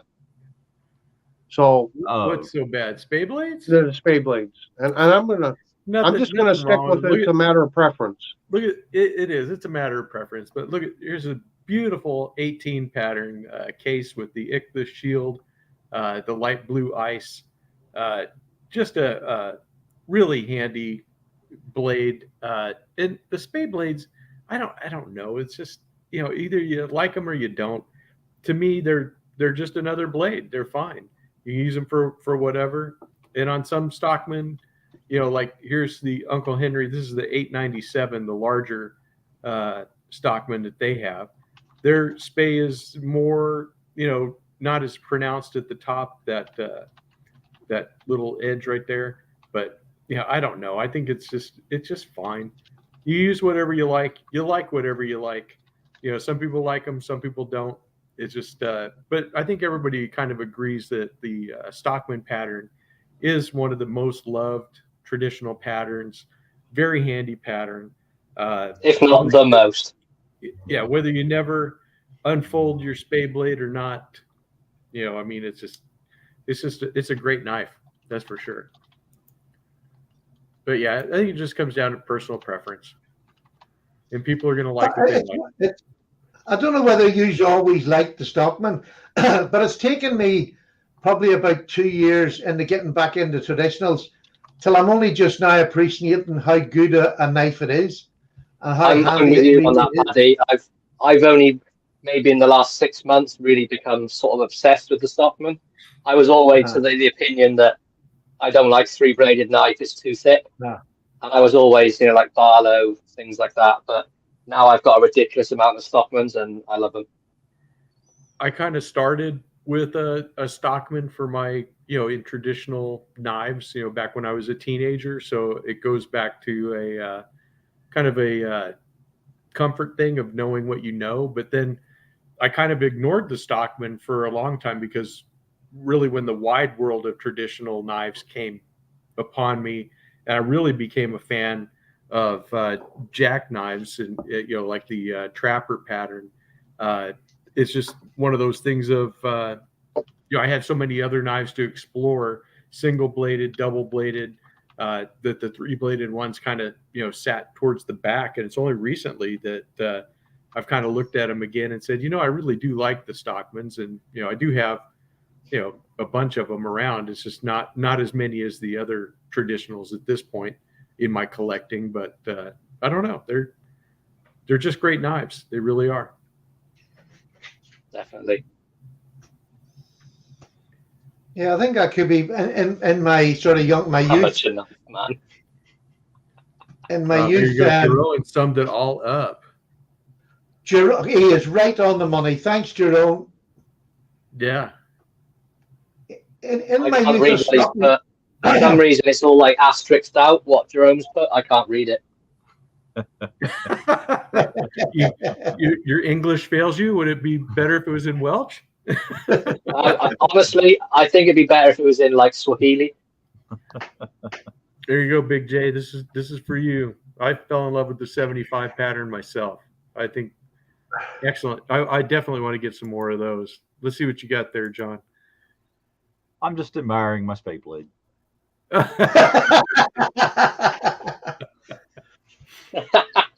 mean, I only have more than 300 of them.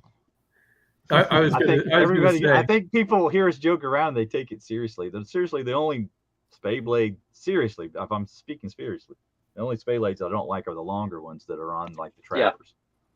The shorter ones are not so bad. Yeah, they're really. It's just the long ass ones I don't understand. Yeah, and I use them all the time, so it's just a fallacy. This whole panel here will deceive you. What? Don't let them do it. What? We'll deceive you? No. Yes. We'll tease you for sure, but I don't know about deceive you. Yeah.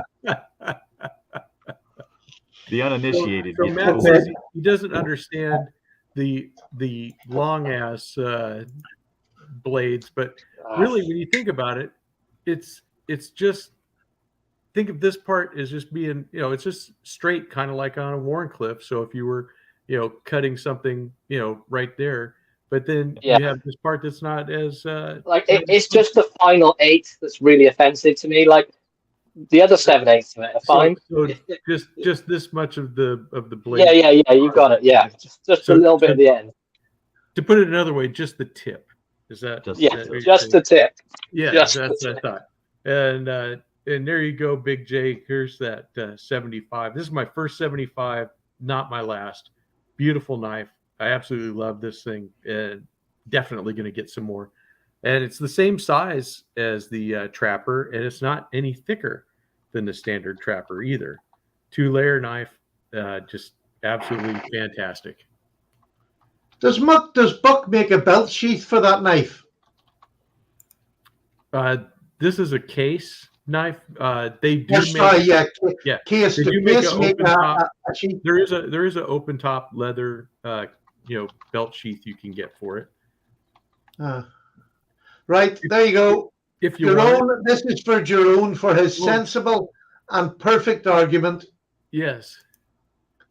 That's the best spey blade in the land. Looks like a cotton sampler. This is the best spey blade ever. On a trapper handle. Cotton sampler. Cotton sampler.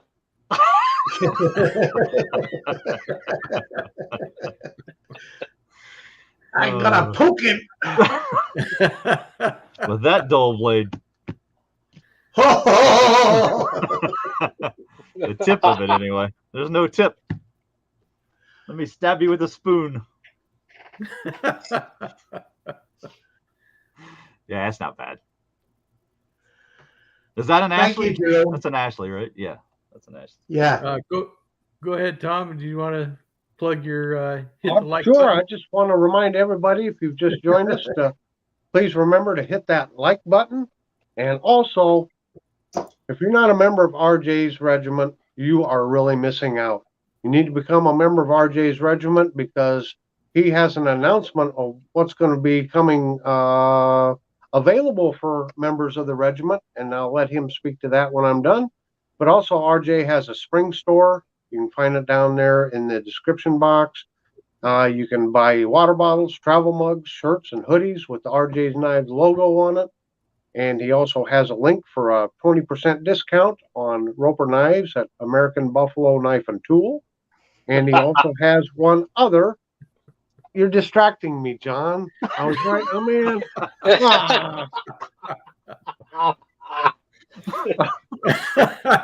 I was getting to be such a professional announcer, and then you distracted me. You got distracted by a thumb. I'm flustered now, RJ. Well, Can you finish for me? That thumb was what your fans are looking like right now at their various screens. They all have a big smile on their face, for Tom. I'd just like to say thank you to Zen. I'll have a look out for that sheath, but thank you for letting me know. Yes. I do have a very special shameless plug. Oh, yeah. Go right ahead. So it's only take a minute. There's a new episode of the Slippy and Thrifty Show. It's just uploaded. It's a very special episode. So if you could all please have a look after the show, if you wish, I'd appreciate it. When is it? Is it uploaded now It's alive right now? Okay. I will If check you it out pick right on after me this again, live. there's going to be trouble. No. It's a very serious episode. Okay. There's no bullying, and there's nothing but love in there. Great. Wow, that does not sound like an episode of the Slippy and Thrifty Show. It's a very special episode. You should definitely check it out. I know for a fact Paddy will enjoy it. Okay. Somebody in the audience watch that and let me know if they picked on me again. We haven't picked on you, I promise. Not this week. Well, not yet, anyway. I'll give you my word. Oh, there you go. This is the truth right here. Jeroen has your number. Yeah, very much so. Oh, my goodness. There's still some that haven't even bred yet. I don't know how many I'm going to end up with. Oh, my. Yeah, we're not even going to go there. But anyways, what Tom was alluding to with the RJ's Regiment thing is that starting this month, I am going to do knife giveaways for the members of RJ's Regiment.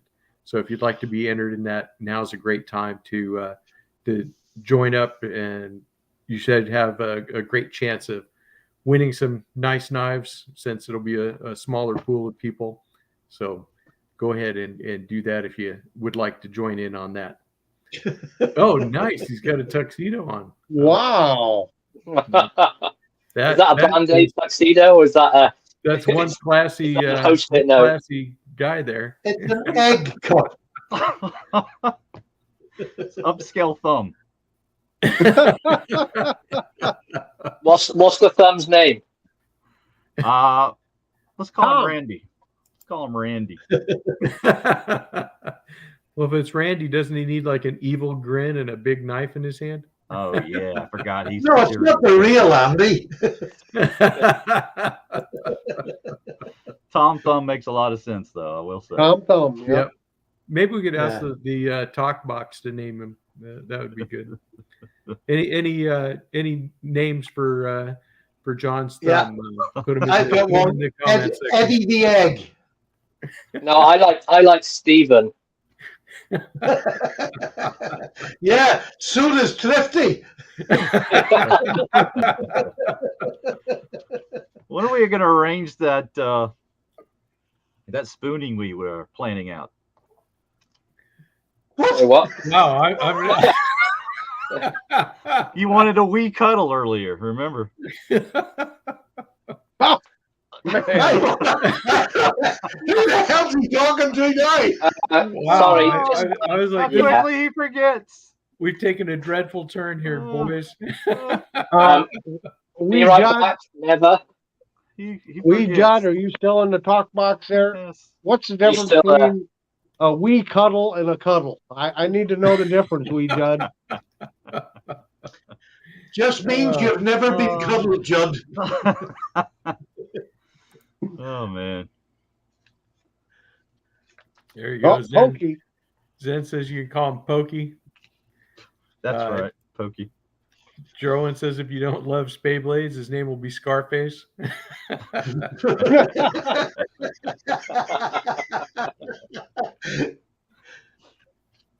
Oh dear. Oh man. You guys are too much. Yep. And the I'm difference so there glad my is wife doesn't watch these videos. one is we and one is not, John. That's the Oh. difference. Thanks, Wee Judd. Ah. Oh, I can't believe you forgot you were gonna cuddle. So disappointed. You were definitely not getting a normal cuddle. Did you want me to use my thumb? That's it, RJ. Time to wrap it up, son. This ship has sailed. Wrap it up. I mean, he's smiling for a John! reason, Patty. He's smiling for a Come on, reason. you're the voice of reason. Speak to that child. Tom looks like a disapproving father. Look at him. He looks disappointed. Oh, I like the eye. That's it, Tom. Tell him. 2 strikes now, RJ. 2 strikes. on who? Huh? 2 strikes on the show's content. Oh. Again, I warn all the small children, if your parents are in the room, please ask them to leave. Get your parents to leave. Yeah. Ugh. I think you're right about that, Judd. I was worried about it myself. A special episode indeed. North Star, I think I'm in the wrong chat. Oh. When can it stop? Please tell me when it can stop. That's what you'll be saying the entire time of John's cuddle. It rubs pollution on its skin. Oh, no. I don't know.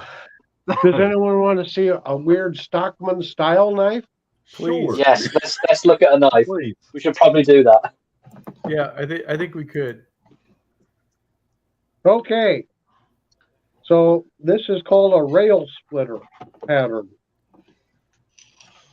And it's a 4-bladed, although I think they can come 3-bladed, and actually Stockmans can come 4-bladed also. A 4-bladed Stockman is called a Congress, right? Well, or a 4-bladed Stockman. I don't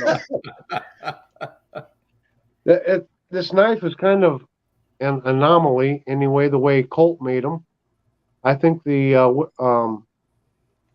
rail splitter was originally a queen design, but if you look at the bolsters, they almost look equal-ended, but they're not, and they almost have the curve up like a canoe pattern, but not entirely. So it's kind of a hybrid type bolsters, but on this particular one, it has a really nice pinched bolsters on it. But the rail splitter is like a really good full-size Stockman. I guess what makes it a rail splitter, the biggest difference is this hump here in the middle, and that can be on either side. The bulge swell, I guess, is the right term for it. And on this one, for blades, they chose to have a pen blade and a spey blade and a coping blade, and then the clip point. So that's what the spey blade looks like on this one. Is that acceptable to the panel? Oh, that is Yes. just gorgeous. Yeah. Thumbs up. So there's no, again, I could not find a real definite definition for this pattern. And just to confuse things, Case makes a large, like two-bladed jackknife that they call the rail splitter. But again, it's a two-bladed jackknife and has nothing to do with this style of pattern or handle or frame. So, knife makers can name things whatever they want.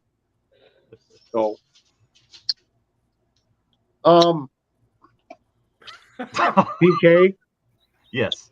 are you telling them that have you told them that you've been pinching my bolsters? No, I didn't tell him that. That's all on Ray there. Oh, good. As long as it's our secret. I don't want anyone else to find out. Okay. Okay. Okay. Good job he didn't No. announce it on a live stream. I've got a question for you then. If that's a real splitter, what is this called? A knife. This is a serpentine pattern, but it's got 4 blades. Okay, so that would be a 4-bladed Stockman. In my mind. Yeah. What does old timer call it? I have no idea. I'm sure they call it something, a whittling something. I'm sure I've seen that on there. Well, it What's the would model be, number? Unless anybody Again. can tell me in the comments, I've got a box somewhere I can find for next week. But It says Yeah, on what's the the blade. what's the model number? It'll be on the back of the tang. the tang. Let me see. yeah, the beginning part It's of a the blade before 44 sharpening. OT. That's the workmate. They call it the Yeah. workmate. The workmate. It's I sort of can like a see that. whittler, this thing, isn't it? Yeah. It's kind of like a Congress, sort of, I guess. It's funny because the top 2 blades are longer than the bottom 2 blades. Yeah, but the main blade's the sheep's foot, right? So I'd almost call it Congress, but it's got a serpentine shape. Well, no, the clip blade is, I would call it the main blade is a clip blade All right. because it's in the sort of center of the knife. Yeah, you had it backwards though.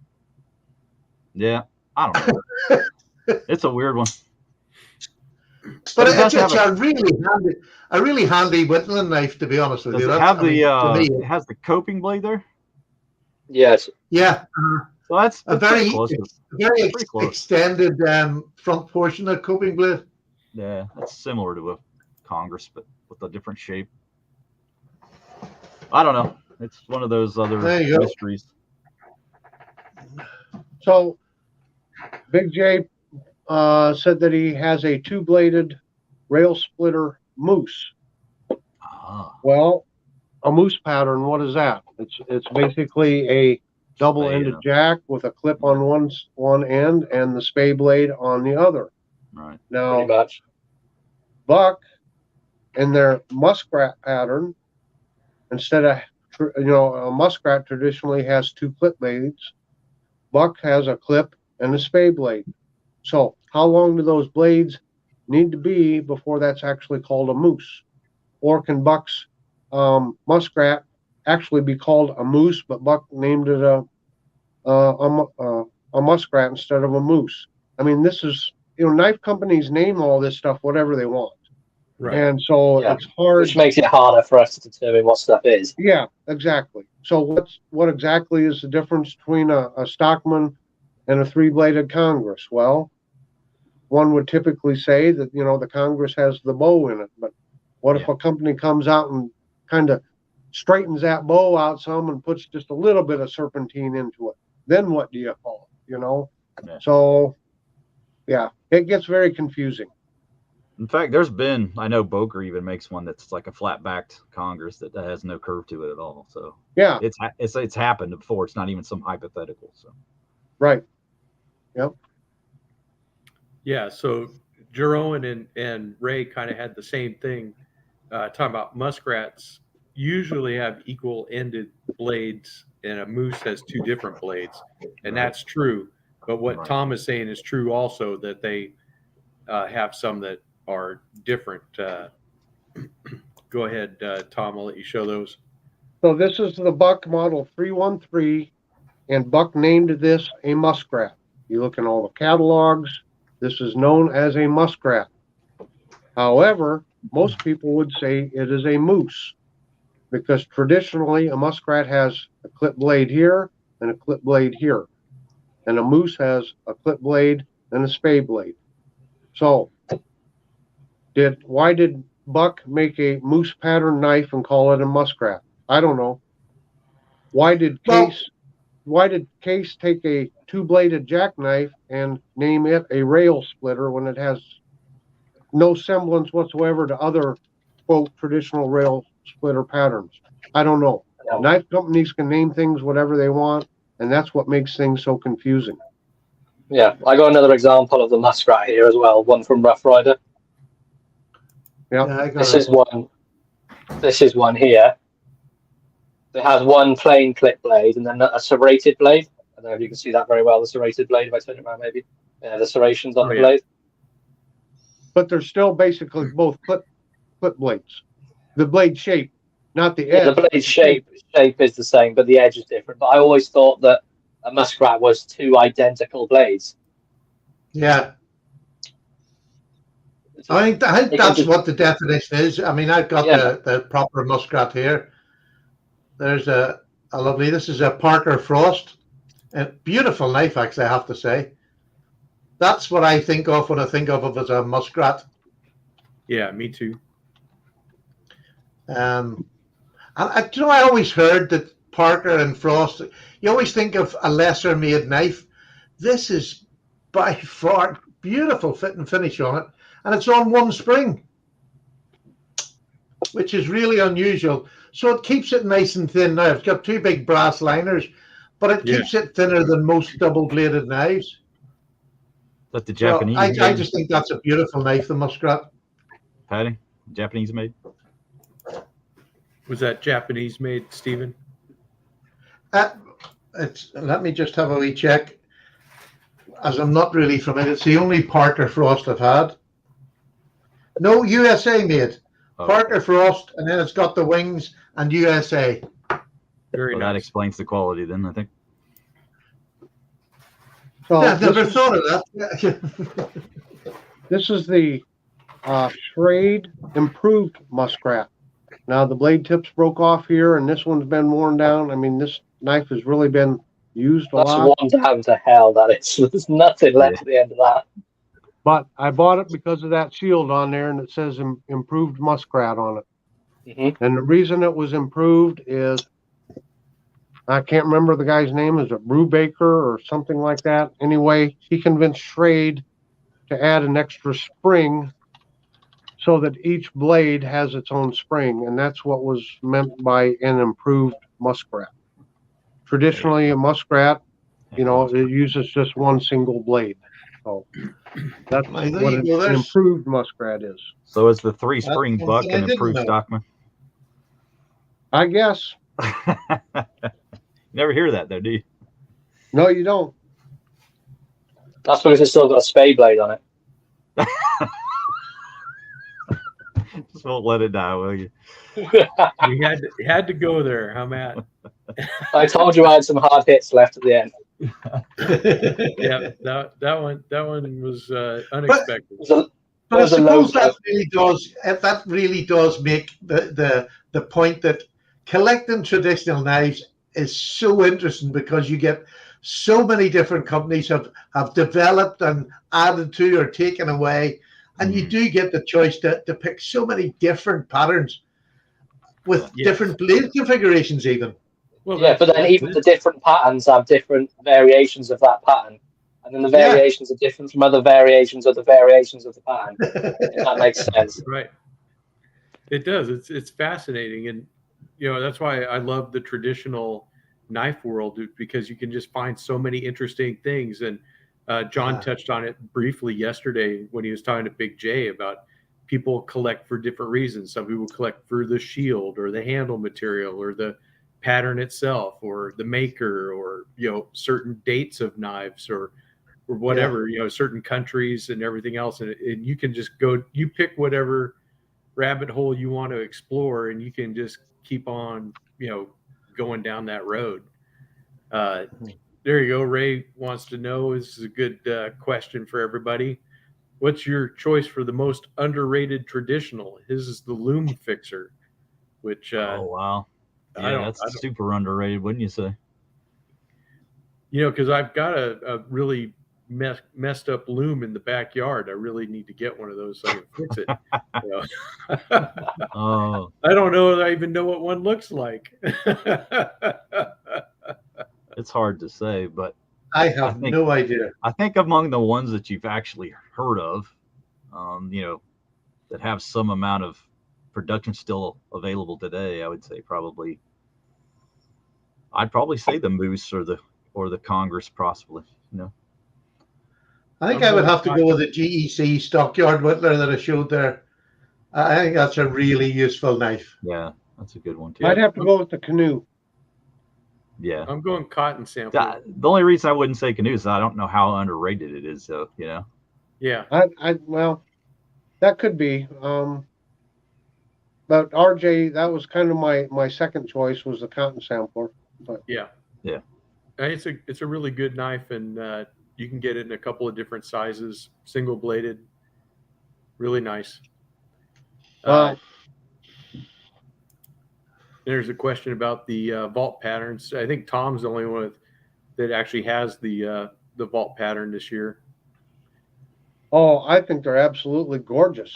Yeah. I was able to. I'm blessed, actually. I should say, my wife bought me the half Congress in bone, the green apple bone, and I just think it's a lovely knife. I love the color of that bone. Yeah. And that black shield, the background of the black shield, and then that what do they call the C on the case there? That elongated C there. Serpentine. Yeah, I don't know, Long tail C. but yeah, long tail C. There you go. Keep it simple, right? But no, I think this is just a beautiful knife.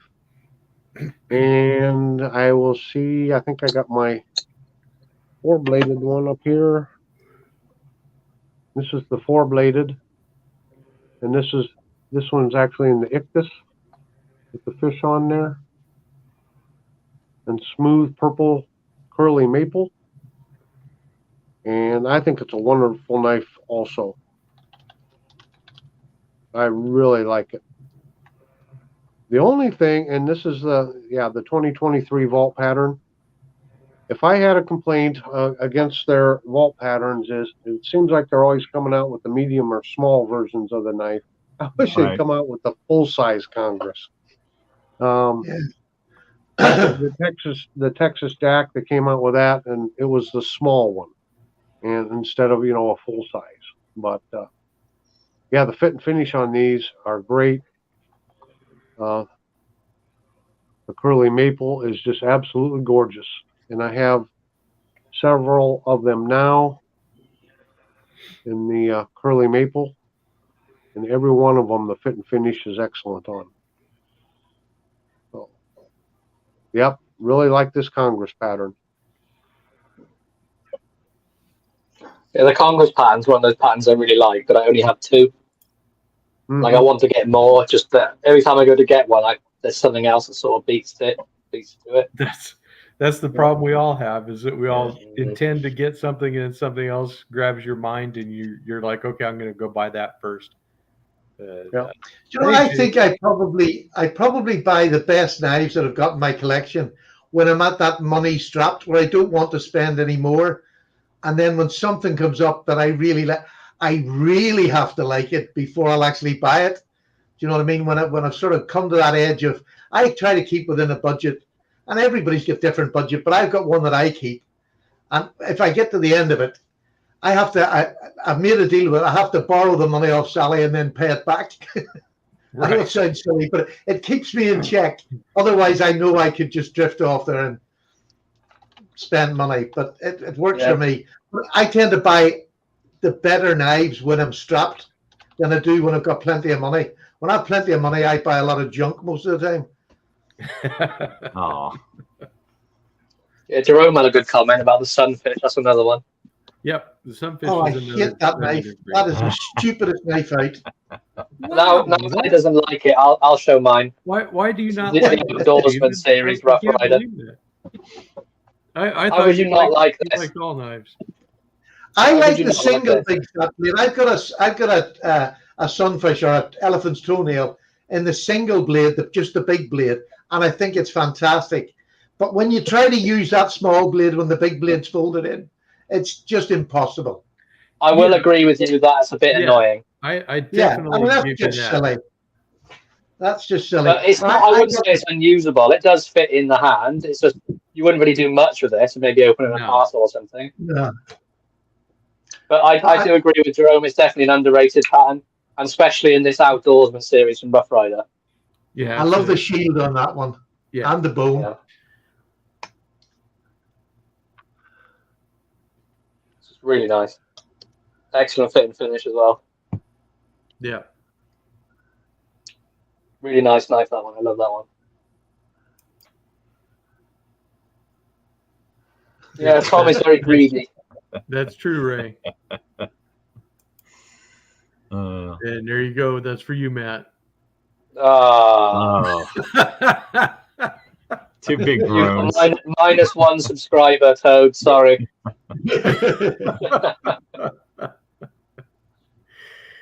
Oh my goodness. Well, Matt showed me his, so I'll show him mine. Okay. Let's see what you got. There it is. White What's that, smooth marbles? bone. Marbles, Yeah. yep. Yeah. White That's a smooth good one. bone. They are a unique knife, aren't they? Yeah. I've also got even have the to- white smooth bone, but the Rough Rider version, but it's nowhere near as nice as that is looking. Yeah, Marbles does a really good job with their They bone do. too, for They a budget knife, you know. But yeah, but you'd almost, I can't imagine carrying this in my pocket though. I'd almost have to have a belt pouch or something for it. You know, that slip that that Thrifty sent from Jo. Yeah. It really made a huge difference in being Did able it? to carry that. Yeah. Okay. Yeah, it just doesn't slide around, does it? No. It, Oh, there you go. Oh, is that the one of 500? Even though there's 5 billion made. Is that Yes. one? Yeah. But to be honest, it's an absolutely fantastic knife. It's a lovely big tall handle. You can get a really good proper grip, which is what you want for a knife this size. You're going to be actually powering through something. I just love this, but when you put that small blade on, completely destroys it for me. Completely destroys it. But I mean, yes, I'm lucky to get one of the 500 of these yeah. because mine's real.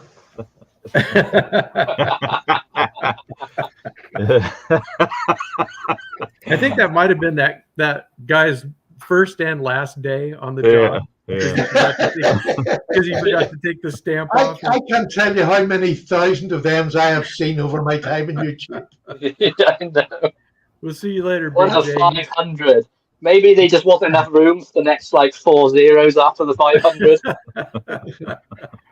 And sadly, when I got mine, I actually did quite believe that it was one of 500. If truth be told. Well, of course.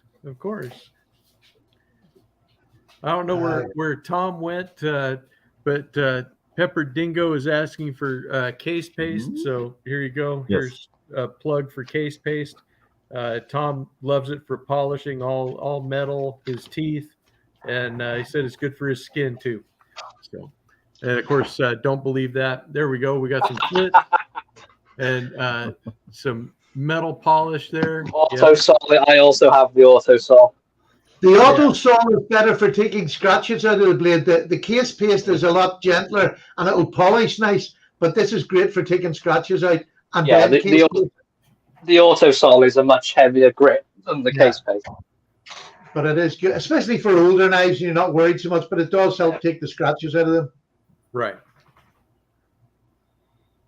For sure. Yeah, I actually polished my Boker today. I can't What? remember the last time I polished anything. You did some cleaning. Yeah. And Not Tom for very isn't here to long. hear us. Tom will know. I couldn't get it to go shiny, so I gave up. Oh, I'm only going to cut things with it. What's the point? We'll have to tell Tom when he comes back. I'll go for about second the best. Jeroen's got the plug for him. It's not the case pace you want to buy, it's Tom, because he must spend hours doing them knives. he probably does. If he lived around the corner from me, I'd pay him a fortune for doing mine. Exactly. There you go. 1 minute knife Actually, review says, should you polish your older blades? No. No. No. I would say, No. yeah, probably not. I only done it because I just cleaned it all, and got a bath and everything. So it was just to try and give it a wee bit of luster, but there was none Unless there. you just got some like orange, surface rust that you don't want to get worse. That would be the reason why to do it. If you know it's going to get worse. We're all for the shameless plugs, though. Exactly. That's what I was going to say, is that we're all about shameless plugs here. So Singing Toad has a channel. If you're not familiar with his channel, he's been a guest on here before. Go ahead and sub to his channel. And he really is a toad. It really is a toad, yes. It's a lot of amphibians on YouTube. Even ours. Yeah, when you get an older knife, though, the thing is about doing up an older knife, you're going to take away all the character. If you just get it all shiny and bright, and there's dents in this. I mean, it actually has been seriously, if you see the end there, one end of it stuck up higher than the other. It's been either dropped very badly, or somebody, I don't know what, somebody's hit it with a hammer, trying to straighten it out. So there is imperfections in it. Like this blade sinks down a little bit, but that's not the getting a knife like this is not the goal to have something that's perfect. It's you're nearly buying the mystery of how the knife That's why I buy an older knife, because you're buying something that someone's cherished and used. Yeah, and it's on its second lifetime, if that makes sense. It's the best recycling you can ever do. And I mean, I genuinely will carry this quite a lot. This is I think it's a lovely knife. It's a nice little conversation starter. Just perfect. But if I was to make that blade, I think there's been pitting on it, it's been cleaned, and now all I done was put it in a bath of mineral oil and then wiped it off. And I did use a bit of the case paste on it, but it wasn't going to come any luster, so I just stopped. But I wasn't trying to remove the patina. No, that's what I did with my 8OT, the USA made one. It was a little bit of the orange rust on the blade in a couple of places, so I just lightly polished it off and then left it as it was. Yeah. Somebody was saying today vinegar is great for getting rust off. When you find that even blades that are completely rusted close, just dip it in vinegar, white vinegar, and it's apparently fantastic for it. We've done a video there with the vapor rust. Did you see that? Vapor rust is even better. Yeah. Is it? Better than Do we have it over here, vapor rust? Yeah. Yep, I think so. on Amazon. Yep. All right. Oh, good. Because I'll have to be honest, I'm not very confident in doing things like knives, taking them apart or cleaning them a lot. It's not something I've done. But you see, after having the pleasure I've got doing these last two, I really think I'm getting hooked on it. I'm actually starting to think of getting knives that are more beat up and trying to do a wee bit of restoration. That's exactly what I've started doing. But check out the video me and John did. There's one just on the evaporust, and the knife that goes in there is absolutely caked in rust. And it comes out, and he just pulls the blade open and just rubs it all off. Yeah, I think I might buy a couple of them old rusty ones and see if I can do something with them. Them really super cheap, and then you just don't know what kind of a hidden treasure you have. Yeah. Because a lot of them are just advertised as folding knife. You can't see the shield or anything. And that one that we watched on, it turned out to be, was it a USA made Imperial? Yeah, Imperial Camp. Yeah. Oh, I think I've seen that one. I genuinely, because I've been watching a couple of them videos this last week. The 357 Magdad one it was. Yeah. 357 Magdad. Yeah, he does a lot of great restoration videos. That's for sure. Yeah, I think I could quite easily get them. It's like sharpening. Once you learn sharpening, or you want to learn it, and then you get through that process, the excitement of being able to do it, and then so I think this is going to be something. Whether I'll go as deep as like Tom would go into it, but I wouldn't mind spending a wee bit of time cleaning them up, using that stuff to get the rust off. Yeah, we saw the Yeah, state of I've that got an fish old- knife. That, Oh, yeah. Tom did. Yeah. The buck fish knife you sent him. Yes, Tommy the Mute is with us again. There you go. Sorry, I had to leave and close windows. We're getting ready to have us a thunderstorm. It's thundering and lightning out right now. So Oh, okay. Uh-oh, another flood. another flood. That's what we Yeah. need. I hope not. Go just get got the dried pump out. on ready. Just go get the pump on ready. Yeah, I was gonna say, did you have to go get the pumps ready and you know? No, they're all ready. But I Okay. did go. I went and bought an extra sump pump in case mine goes out. I got one on hand because Just have them both running. Get them both running like twin pumps. Right. yeah, One out But- each side of the house. yeah. Oh, now North Star Knife Reviews. I thought he was my friend. Oh man. What? Just real men carry a sack? No, I thought that's. That's I for won't go there. that's I for won't Ray. go there. That's I'm for not Ray. going there. Family It's too late, friendly, Tom. We're family going to be friendly dealing. We're going back. If I go there, well, that'll be our third strike, RJ. So, What did North Star say? It's better when Tom's muted, basically. Oh, they're a cheeky lot. man. Oh man, it's a rough crowd, isn't it? Yes, and Well, and speaking of Tom T wants to know. Victorinox, wasn't there a challenge by Drone here a couple weeks ago on the live for everyone to break out a knife that they haven't carried for EDC for like a long, long time and to carry it? Oh yeah. So I broke out my economy recruit Victorinox that I bought in the late 80s. I don't have it here. It's in the basement in the process of going through some refurbishment. I'm sharpening the blades up. I gave it a brief soak in the mineral oil to get it all, loosened up and everything again. And I'm going to be carrying my old economy recruit that I carried for over a decade. And there's a lot of blade missing on it because I used it and sharpened it a whole lot. But the can opener opened many a can of beans and soup when I was out fishing and camping and things like that. So I'm going to try to meet that challenge. I'll try to record it and show you the results. Patty mentioned sharpening. Do you prefer sharpening by hand on stone or using something like the work sharp? My answer is very simple. I prefer to throw the knife away and buy a new one.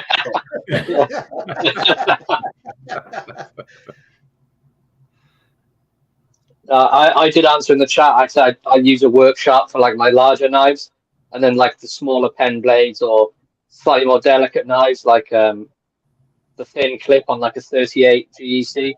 I would use that. I'd hand sharpen that sort of stuff because it's so easy to touch up 1095. But I use the work sharp mainly for like larger knives or like more modern steels. I only use a fixed system for doing reprofiling. Other than that, I'll hand sharpen. And I'm genuinely not a great hand sharpener. I can get it sharp, but I mean, sometimes it's not a complete even bevel. And that's why I like reprofiling, because then it's easy to follow a reprofile blade when you're hand sharpening. Yeah. You've got yourself a template to follow, haven't you? Yeah. Yeah. Most of the time, I know Paddy's the same. Just strop at the end of the day, and then you don't really need to sharpen every day. Yeah. If I was gonna have to take off a ton of material, I don't know that I would want to do it by hand. I wouldn't enjoy that process. No. So every day when I'm finished, my strop's beside where I sit, and I strop my knife every day when I'm finished with it. But once you get it there, yeah, you can use just about anything if you can continue to keep it maintained. You can. I wish I had not sharpened a knife the Ganzo that I use. There was a recent sharpening of this blade, and all I did literally was run that across the ceramic 3 or 4 times, and it was right back to where it was. And I wish I could have just shown you the before and after with the paper cut, how much of a difference it had made, because that would have been like a perfect example of just what to do to maintain your knife. And the turn box, is it? Yeah, just the turn box. Put it at the 20 degrees, and 3 and 4 swipes, it was back right where it needed to be. There's one of the best stones I ever. That's the best stone. That's the Spyderco ceramic stone, the big ceramic stone, 8x3. That is that'll sharpen most knives. Anything that I've used, that will bring them back to absolute razor sharp. Right. Absolutely, a beautiful stone. You got is that a stone within like a holder there, Patty? No, I bought the holder separate. Okay. And the stone just sits in it, and then you tighten it up, and it's sort of bedded in the middle there. Right. But that's how thick the Spyderco is, and I've had this for quite a few years now, and there's not even a slight sign of dishing. It really is a fantastic stone. Just awful expensive. Yeah. Well, everything Spyderco is expensive, right? Yeah. But I mean, I've got the wee turn box as well. The ceramic that's on the turn box is absolutely fine as well. And you can actually buy a finer one, which will take it to an even better sharpness. Oh, yeah. You can buy the extra fine. All right. So what was your question? What about you, RJ? So, well, I had a serious sharpening question. Well, this is the wrong channel for serious questions. Well, I poke fun at myself for, not sharpening and all this and that. But, truth be told, I can hand sharpen on a stone and get what I call a working edge on it. I was always taught, don't put too fine of an edge on. And I keep hearing everyone putting extremely razor sharp edges on their blades. To me, and the way I was raised on it, is you're taking away too much metal. And when they get super razor sharp, they're going to dull actually faster. And it's better to have what I would call a good working edge to it. It's safe. It safely cuts through what you need. Yeah. Without it being super razor sharp. And I would just like throw that out to the panel. What's your opinions on that? I agree with that for the most part. Yeah. Yeah. No. I think you've got a wee bit confused.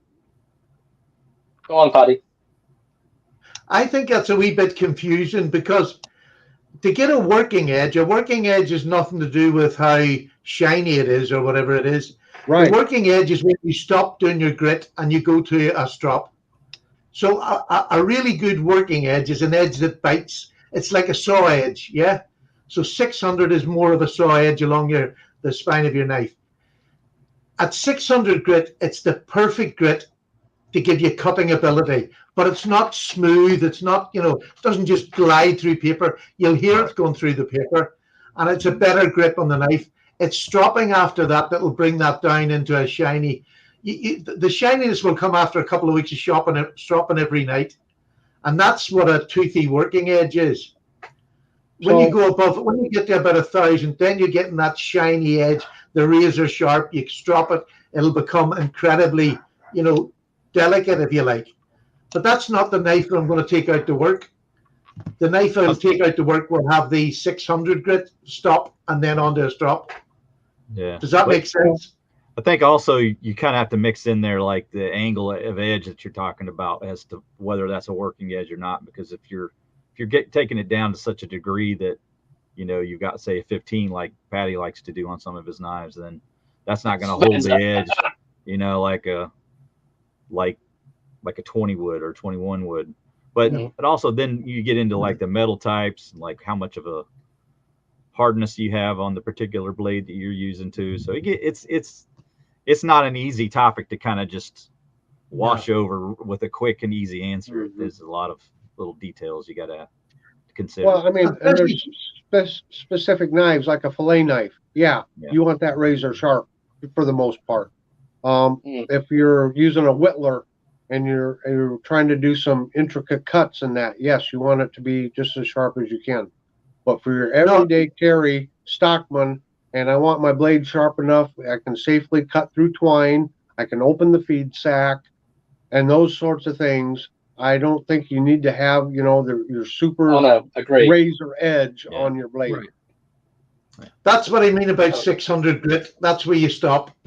Yeah. Because if you go any further, you're taking away more and more of the toothiness. So stop at a 600 grit and then strop it just to take the last wee bit of burr off, and then use it. Yep. Yeah. But you're right. The angle, if you want to go incredibly sharp, you have to really then adjust the whole blade angle and how steep it is coming down to the apex. Yeah. Do you know what I mean? You start there at a working edge, and if you want to bring it down to there, the blade steel has to be able to cope with it. And that's why I would only take something down to a 15-degree edge if it was a powdered steel, because it has the ability and the hardness to actually cope with it, the toughness. Yeah. You couldn't do that with a 1095.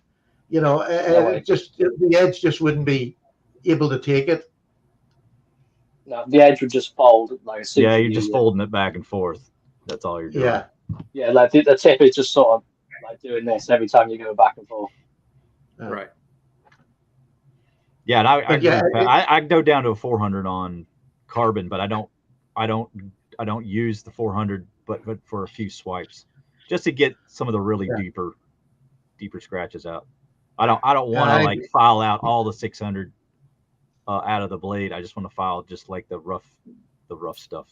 Yeah. So I agree with the we 400. Just useful information. Yeah. Say it again. Did we just provide useful information for us? We might have. Probably not. No, well, that was an accident, so we're sorry for being useful. Even as a group, we very rarely get it right. Do you hand sharpen that, RJ? Yes, in fact, I was sharpening knives yesterday. I probably ought to do a video and show some of the different things. So I've gotten many different things that I've tried. I started out hand sharpening, like most people do or did back in the day. I do have the Work Sharp guided system, but I found that it was not good for thinner blades like most of the traditionals that we like. But I did have a Work Sharp guided sharpener that they no longer make, and that's one that has a pivot table, and it uses different. They're like about a 6-inch metal, diamond encrusted plate that has there, and it has a couple of different angles that you can set up there, and I get pretty good results on that. I'm not an expert sharpener. I do have a Lansky, the little cross box, because that's good for getting a quick edge back onto something also. So I probably ought to do a video on that. But yeah, it's personal preference is a lot of it, and whatever you like to have, whatever you like to use. If you want to get started into sharpening using stones, it's a carborundum stone. It's two-sided, a rough and a smooth, as simple as you get. Take stock removal this side. To be honest with you, all my knives are never that blunt, so I would very rarely use the rough side. I'll just use this side. You use water with a bit of dish soap in it, tiniest little bit of dish soap. Just rub it on it, let it soak in, back and forward as you would do any sort of sharpening. These cost about, I don't know, $5. They're absolutely, you can buy them anywhere. And this I used for probably about a year doing most of my sharpening on this when I was learning, and you can still see it's not even dished. But just a super cheap stone. Yeah, when I started off, it was with a Smith's Arkansas stone kit, and you had a coarse and a fine, and that was it. Yeah, I just didn't get the them sort of stones. I tried them, but I just didn't. I couldn't work out how to get a dull knife sharp on them. Just whether I had the wrong stones, and it was probably cheap ones I bought at the time, but I just didn't get it. And I wanted to get it. I really did try, but just couldn't get it. Yeah. Yep, it just happens that way. That's for sure. I have lovely Japanese stones on there, and they leave a knife beautifully when you do them. The trouble is to sharpen one knife. It can take an hour plus to go through the progression on them. Sure. Yeah, that's what I was meaning about the profiling. It's like I'd much rather have the guided system for that if I'm going to be spending 10 minutes taking off the shoulder. Like I showed that little GI toothpick, Right. and there was quite a bit of thickness to that blade stock, so you can see how much like behind the edge. It's just, let me bring it up. I mean, you're just not going to be able to be visible really, but just you can see the blade stock pretty thick there. Getting with such a thin blade where the grind isn't very wide, they don't have an opportunity to get that very thin at the edge.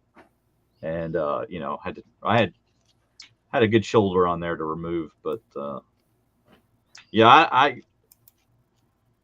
feel like if I'm going to spend more than about 15 minutes on any kind of a freehand system, I'm probably at some point going to get lazy and not really control the angle very well. I start to kind of lose interest. So I think that's probably, I don't trust myself to do that. I would think after 6 months of practicing, if you're not doing it in 10 minutes, you're doing it wrong. Right. Yeah. Thanks, Judd. We'll see you later. He's got to go. Oh, he's at a funny age. He goes to bed early. Oh yeah. Yeah. There's people that go to bed early. There's people who wake up early and everything else. Yes, Tom? Oh, I'm in the early to bed, early to rise. Okay. Aye. We all have our cross to bear. Yes, we do. Like I said, someone has to wake up the roosters. There you go. But it just sort of it shows you like knives and sharpening is like, it's a generational thing. Going back when you didn't have all these modern fixed sharpening systems, you had to learn to freehand sharpen from a young age. And I think now everything just gets easier to not do that. Yeah. And I think you're taking away an awful lot of pleasure from the knife hobby is, just getting I can honestly remember when I sharpened my knife that I got a really good edge on it. It just slid through paper. I was like a schoolboy. I was so excited. Oh, yeah. It was such a fantastic experience. Yeah, it is. So there you go, Tom. You early to bed and early to cuddle. Well, I just answered that. Cuddling comes later. Oh no. I'm telling you. Yeah. We're getting some late joiners though. I like seeing this new people coming in very, very late. So Sorry for them. Yeah, I think if you're on long enough, it gives everybody a chance to filter through. That's right. Be sure to hit the like button on your way out there, and everything else that helps for sure. Comments and interactions with the channel are always a good thing for everybody. Definitely. Yep. And then 1 minute says it's agreed, Patty. It's like doing your first cooking or your first campfire, that sense of accomplishment that you get. So, yeah. Oh, there you go. KJ said he had time to go do what he had to do and came back. So Good to see him. Good on him. Yeah. Yeah. I think a lot of things, although life's nice to get things easier, but sometimes doing the old hard, the hard walk is sometimes a better walk to go, I think.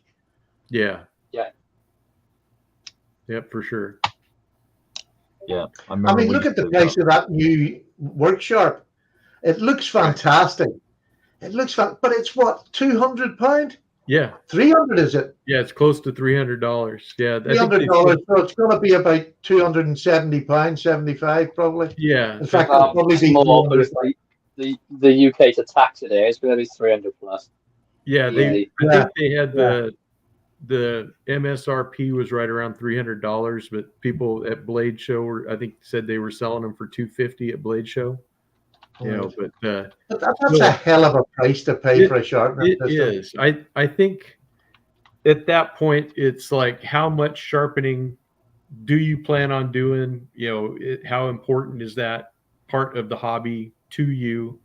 Because $250 is, that's a very expensive knife, or a bunch of lesser expensive knives that you could get. So you have to say, is that what you want, or I could see if you're wanting to, make a little business out of it and sharpen knives for people and charge them for sharpening, something like that. But for me, I'm not going to spend that amount of money for the little bit of sharpening that I have to do.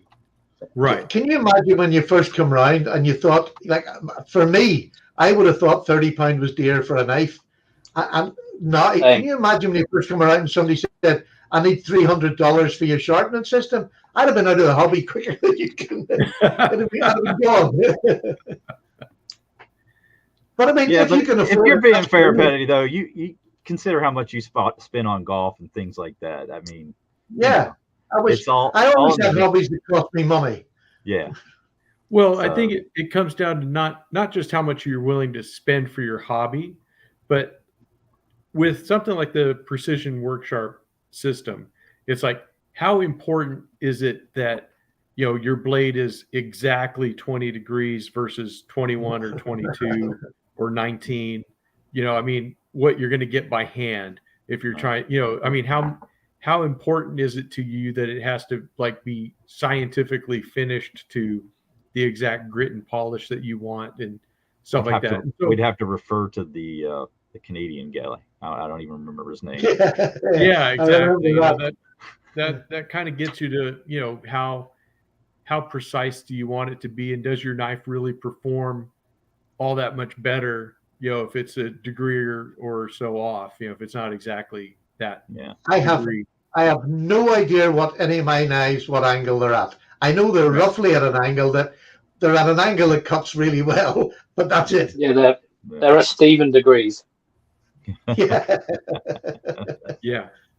Well, I mean, even like when I was sharpening yesterday, one of the things that I'll look at, as I'm going across the stones, is I'll stop and I'll take a look and see, is my edge basically the same, along the blade? You're looking for dull spots. You're looking for someplace, where did I mess up and I didn't have the knife, correctly on the stone. Right. And then when you can get it to, be all the way there, then you're fine. If it's, as long as it's even, and then I'm good on that. Like I said, I don't think I'll do a full sharpening video, but I think I will show my sharpening.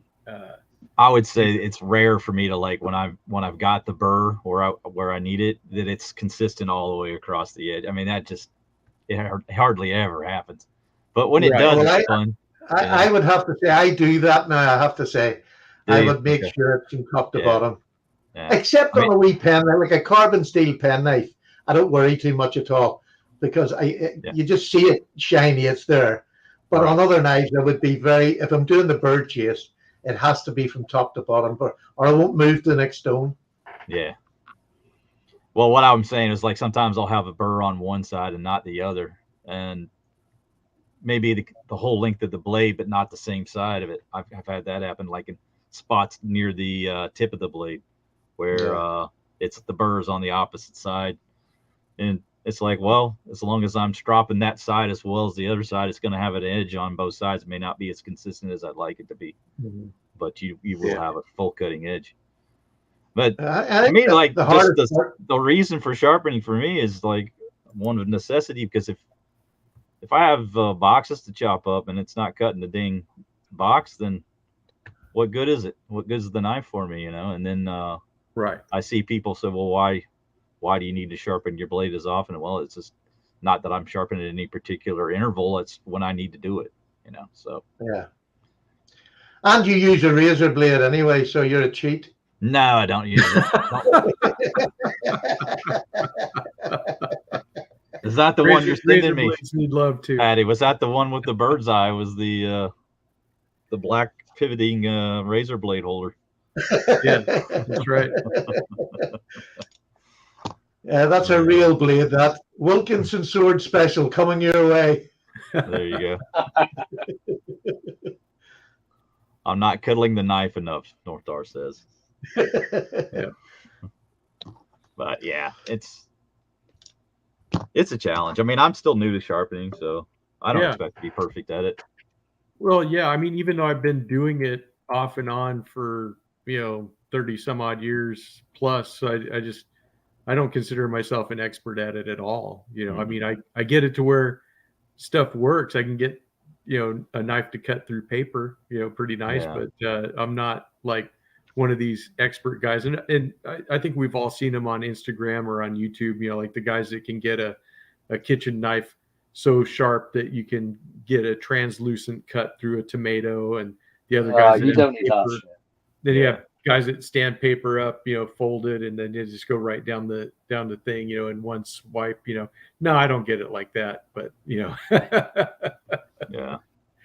It's Yeah, people but plucking I get the a hairs good out of the enough for right what I hairbrush and splitting a hair. splitting a hair. Splitting hair. Yeah, you ever see them? They split the hair. They put Yeah, a curly yeah. on a piece of hair. Right. Well, hell, at our age, we can't One even see touch it. on a piece of paper, and that's gone.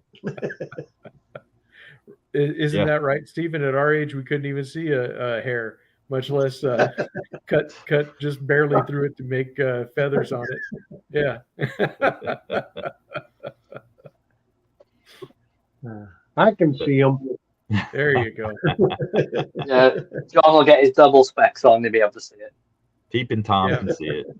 Yep, Absolutely. peeping Tom can see everything. I actually watched you, Tom, sharpening one time. I don't know what video it was on, but you actually had the right movements and all for sharpening. You weren't as green as sometimes you make out to be. Yeah, I like I said, I like to poke fun at myself sometimes, and I'm adequate. I mean, I can put an adequate edge on, but I know a lot of people say they enjoy it and it relaxes them. To me, it relaxes me to a point, but what relaxes me is refurbishing the knives and cleaning them. That's what I really enjoy doing. Yeah, So, and you can tell that when you're doing it. yeah. Yeah, absolutely. What attracts you to another person's channel? Well, part of it can be, part of it's presentation, some of it's content. Always like to learn about new things. I always like the way different channels present.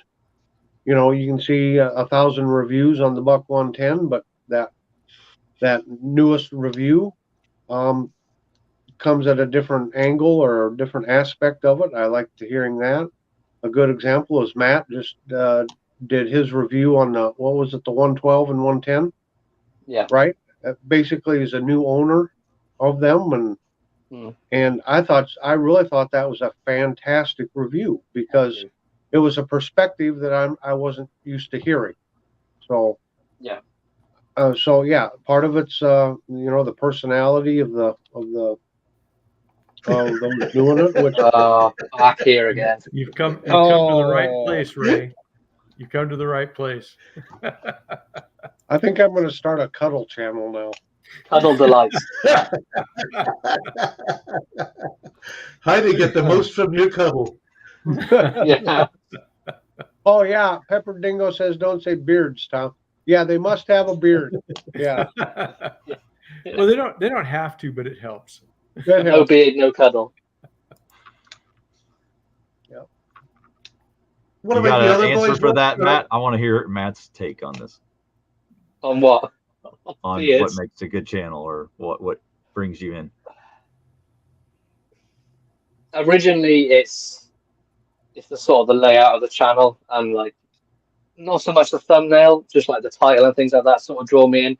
But then for me as well, it's the personality of the person making the video.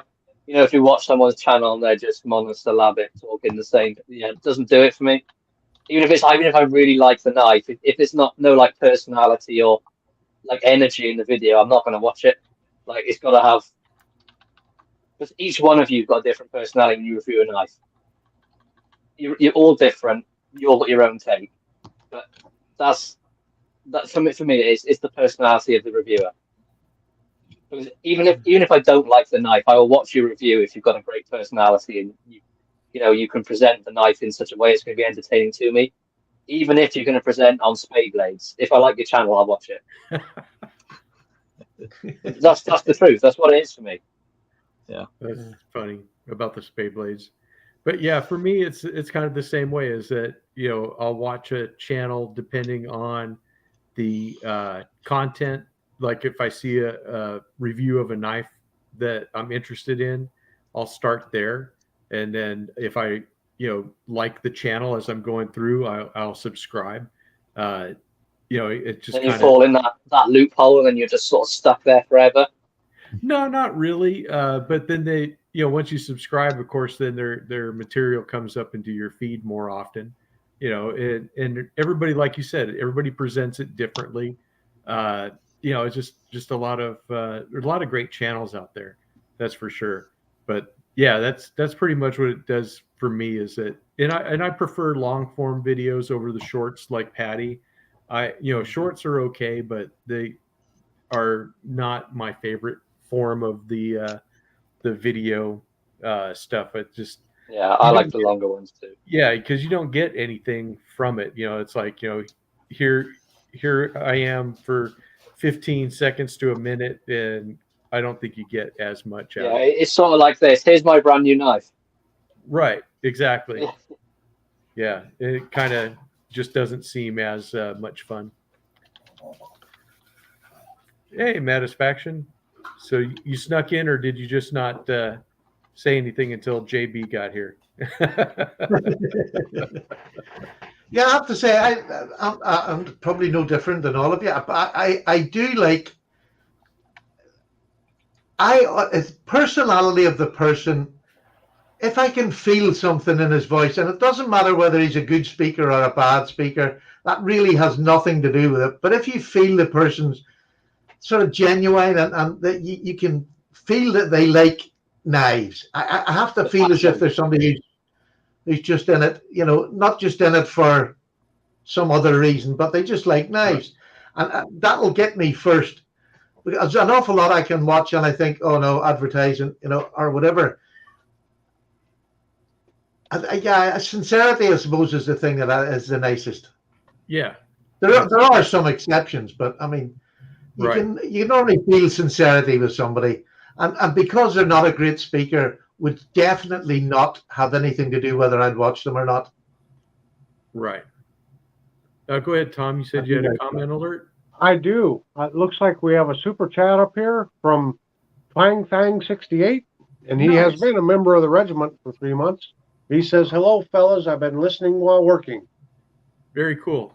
I'm glad we can help you get through your Sunday work day. That's for sure.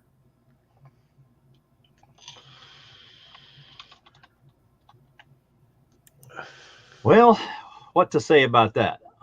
It's complicated for me. I think a lot of it comes down to the passion, like Patty says. If you feel like you have some passion for what you're talking about and you're enthusiastic about what it is you're speaking about, and you want to kind of deliver a message about what you're saying, it doesn't need to be a unique message. It just feels, to me, it feels like if you have a passion for it, if you're really enthusiastic, that's kind of the key for me too. I think I gravitate to people that have don't even necessarily have to have a tremendous amount of knowledge. I mean, you don't have to be like a Tobias Gibson. You don't have to know everything behind all that. You can just really enjoy what it is that you're talking about. And it doesn't even have to be knives. That kind of is universal for me or across any kind of review channel. If you're just passionate, then that sucks me in. So I guess I'm not saying much more than Patty said, but I kind of feel the same way. Yeah. Yeah, 1 minute is right about this too, that a lot of it is about the community too. And as we've kind of grown and you start to interact with other channels and stuff, that definitely helps out, to help you find other channels. Did you just see that, John? I just also. What is it? I can't see it. I don't have a talk box. Oh, you don't have a talk box? North Star says, I started watching Thrifty Kniffy because I thought John was going to wear a Speedo. Budgie smugglers. Oh man. No, thanks, Big Red. We Yeah. appreciate you stopping by. Thanks for joining. Big Red says, I don't know squat, but I the- have fun. Yeah. This that's is it. the comment Yeah. for sure. I don't know squat, but I have fun. Absolutely. Yeah, That's I all that also know Jack. Don't know anything. Yeah. I just Yeah. make up all I'm talking Anybody about. watching these five jackasses feels the same, I'm sure. If you're going to go onto a channel for a certain knife that you like, you think you're going to buy and you want, I would tend to go on and watch maybe 4 or 5 different reviews Right. of that knife. But Absolutely. I know this is going to sound terrible, but like the big channels that are doing the like, I don't want to be insulting because I don't mean it in an insulting way, but Just spit it out, Paddy. like Metal Complex and all, he's an absolutely amazing salesman.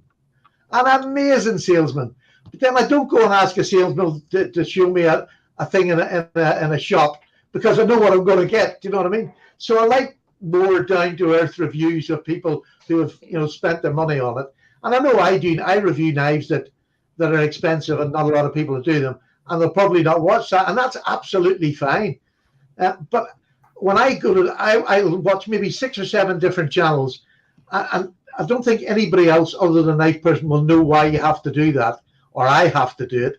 It's to get different views on that knife from different people. And I have a select few who I'll probably go to first that I know will have that knife, and I'll chase up and look what they think on it. And I think you only get that by being part of the community, because you can't get to know everybody on YouTube. Just going to anonymous people, that might be the only review they've done well.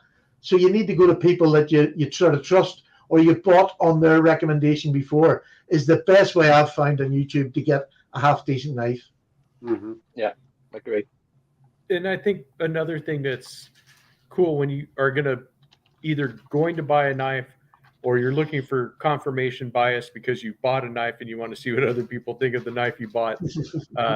It teaches you, or you find these other channels that you may not find, ordinarily, because you're searching for, something on, this Stockman, so you go and you type that in and you're looking and you see, 30 or 40 different video reviews of it. And then that's where you start looking at, do I know this channel? What's the thumbnail look like for ones you don't know?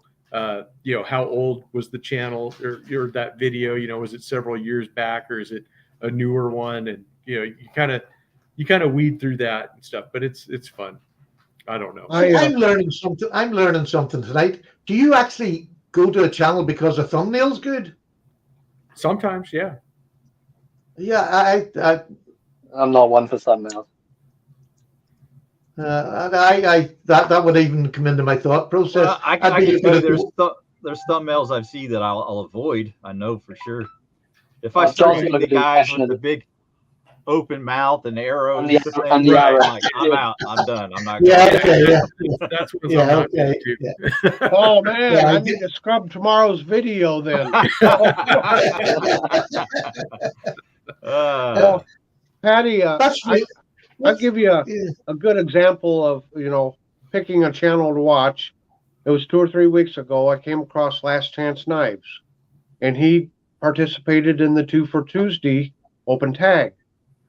And he was talking about my beloved Buck Stockmans. Okay, he didn't trash them, but he was critical. He gave it a very logical and fair-minded, critical review of the Buck Stockman, and then he broke out his case Stockman, and he made the case, no pun intended, for why he preferred to carry the case Stockman over a Buck Stockman.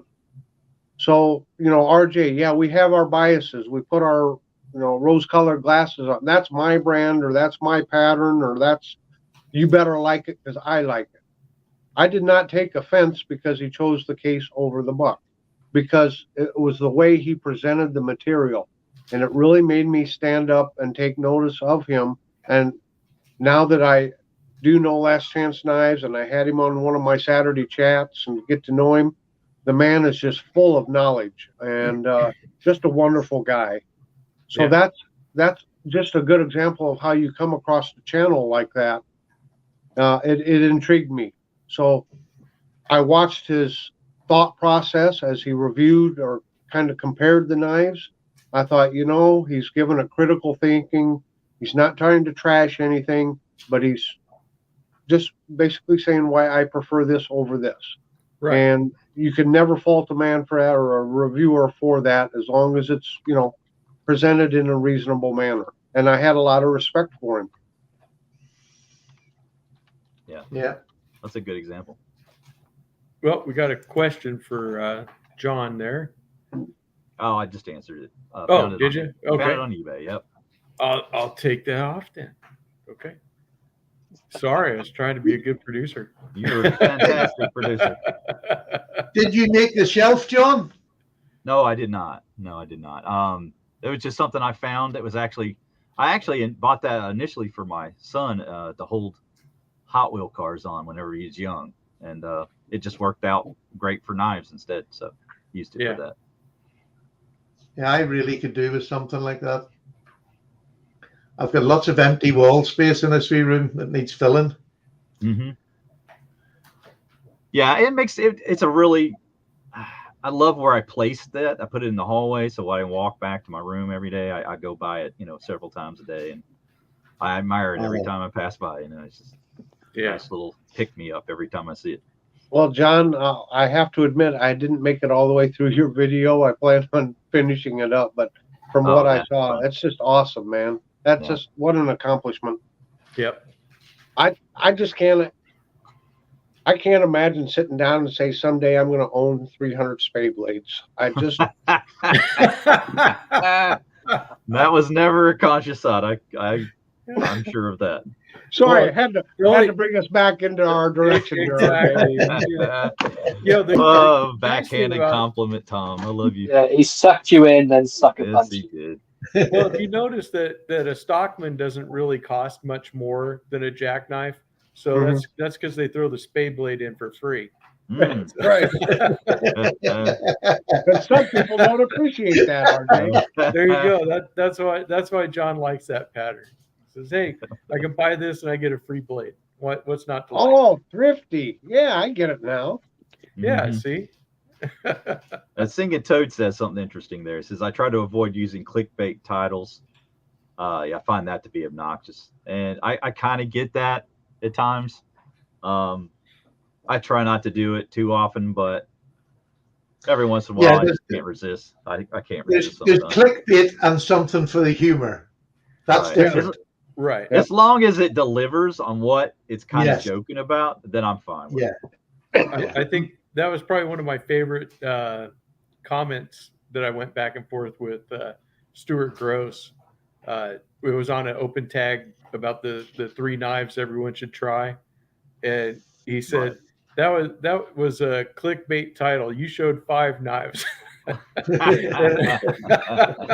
I said, well, it worked, didn't it? We watched it. But that like the last one that I put on there, the world's largest.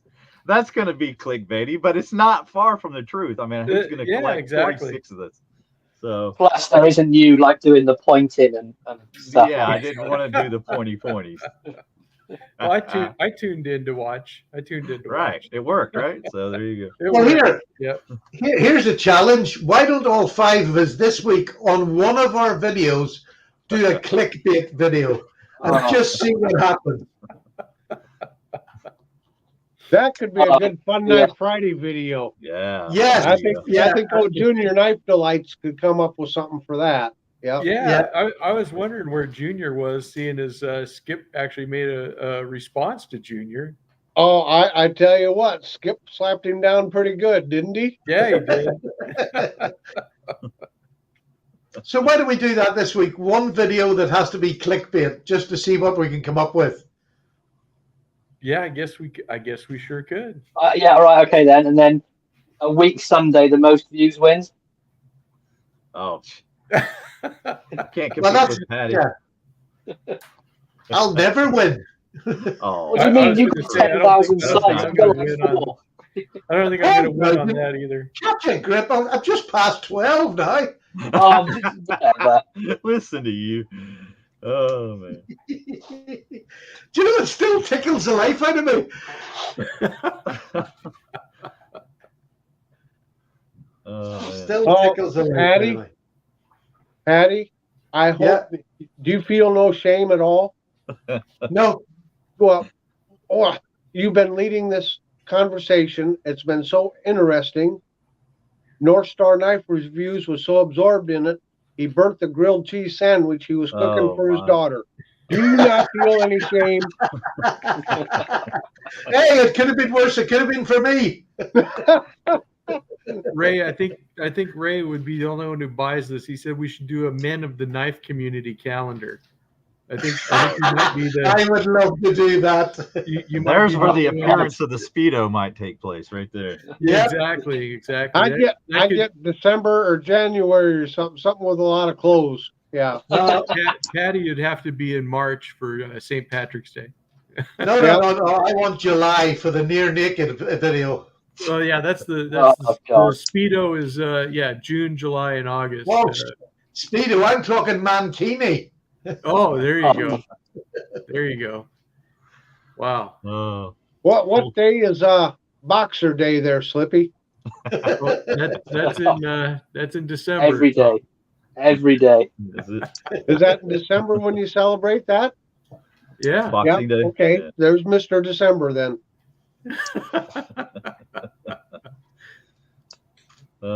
That'd be a very scary calendar to unpackage. That's for sure. It would I mean- sell. It would sell. Would it? Boy, I'd even go into a salon and get my beard waxed and everything for that. Yeah. Wow.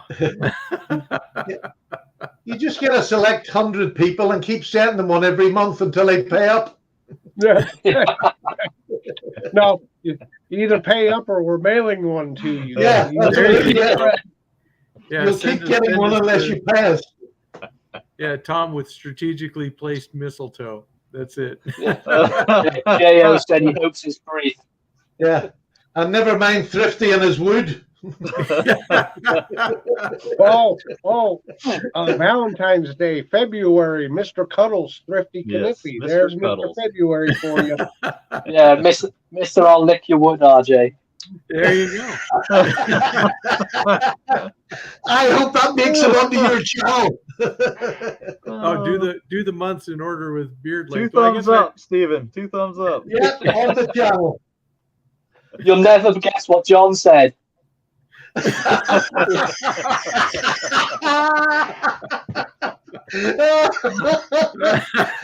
Oh dear.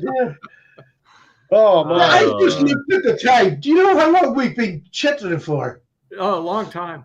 3 hours and 27 minutes. That's my longest podcast ever. It's 10 Exactly. p.m. here.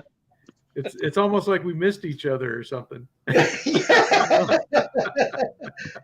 Nothing a wee cuddle can't cure. All Yeah. right, boys. Well, I Are guess. you drinking out of your waste bin? What do I you am, think? yeah. What kind of cup is that? It's a flask.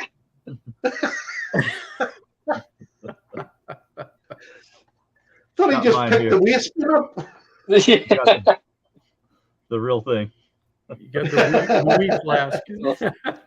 John's on the hard stuff. Oh, Pepper Dingo wants Mrs. Knife. It's on the calendar. Woo! Well, you know what month this is, Tom. I don't know if man. I can get her to wear a thong or not. Why don't we just have sexy Tom instead? Oh boy. All right. Well, on that cheerful note, I think we probably ought to wrap this up, boys. Oh, It's going downhill thank you. very quickly, RJ. It is. So I want to thank everybody who, like us, was Thumbs here up, during the Disney. entire channel or during the entire broadcast here. I want to thank the guys on the panel. I want to thank everybody in the talk box. We love all you guys. So glad that you're here. Definitely hit that thumbs up button on your way out. Yeah, all that good stuff. We'll see you during this next week. This is going to be an interesting week. That's for sure. Definitely. All right. So you guys take it easy during the week, and be sure to watch all of our videos. We'll see you next week at this time for another edition of RJ's Lives. Thank you so much for sticking in there, boys and girls. Yeah, it must have been punishment for you all.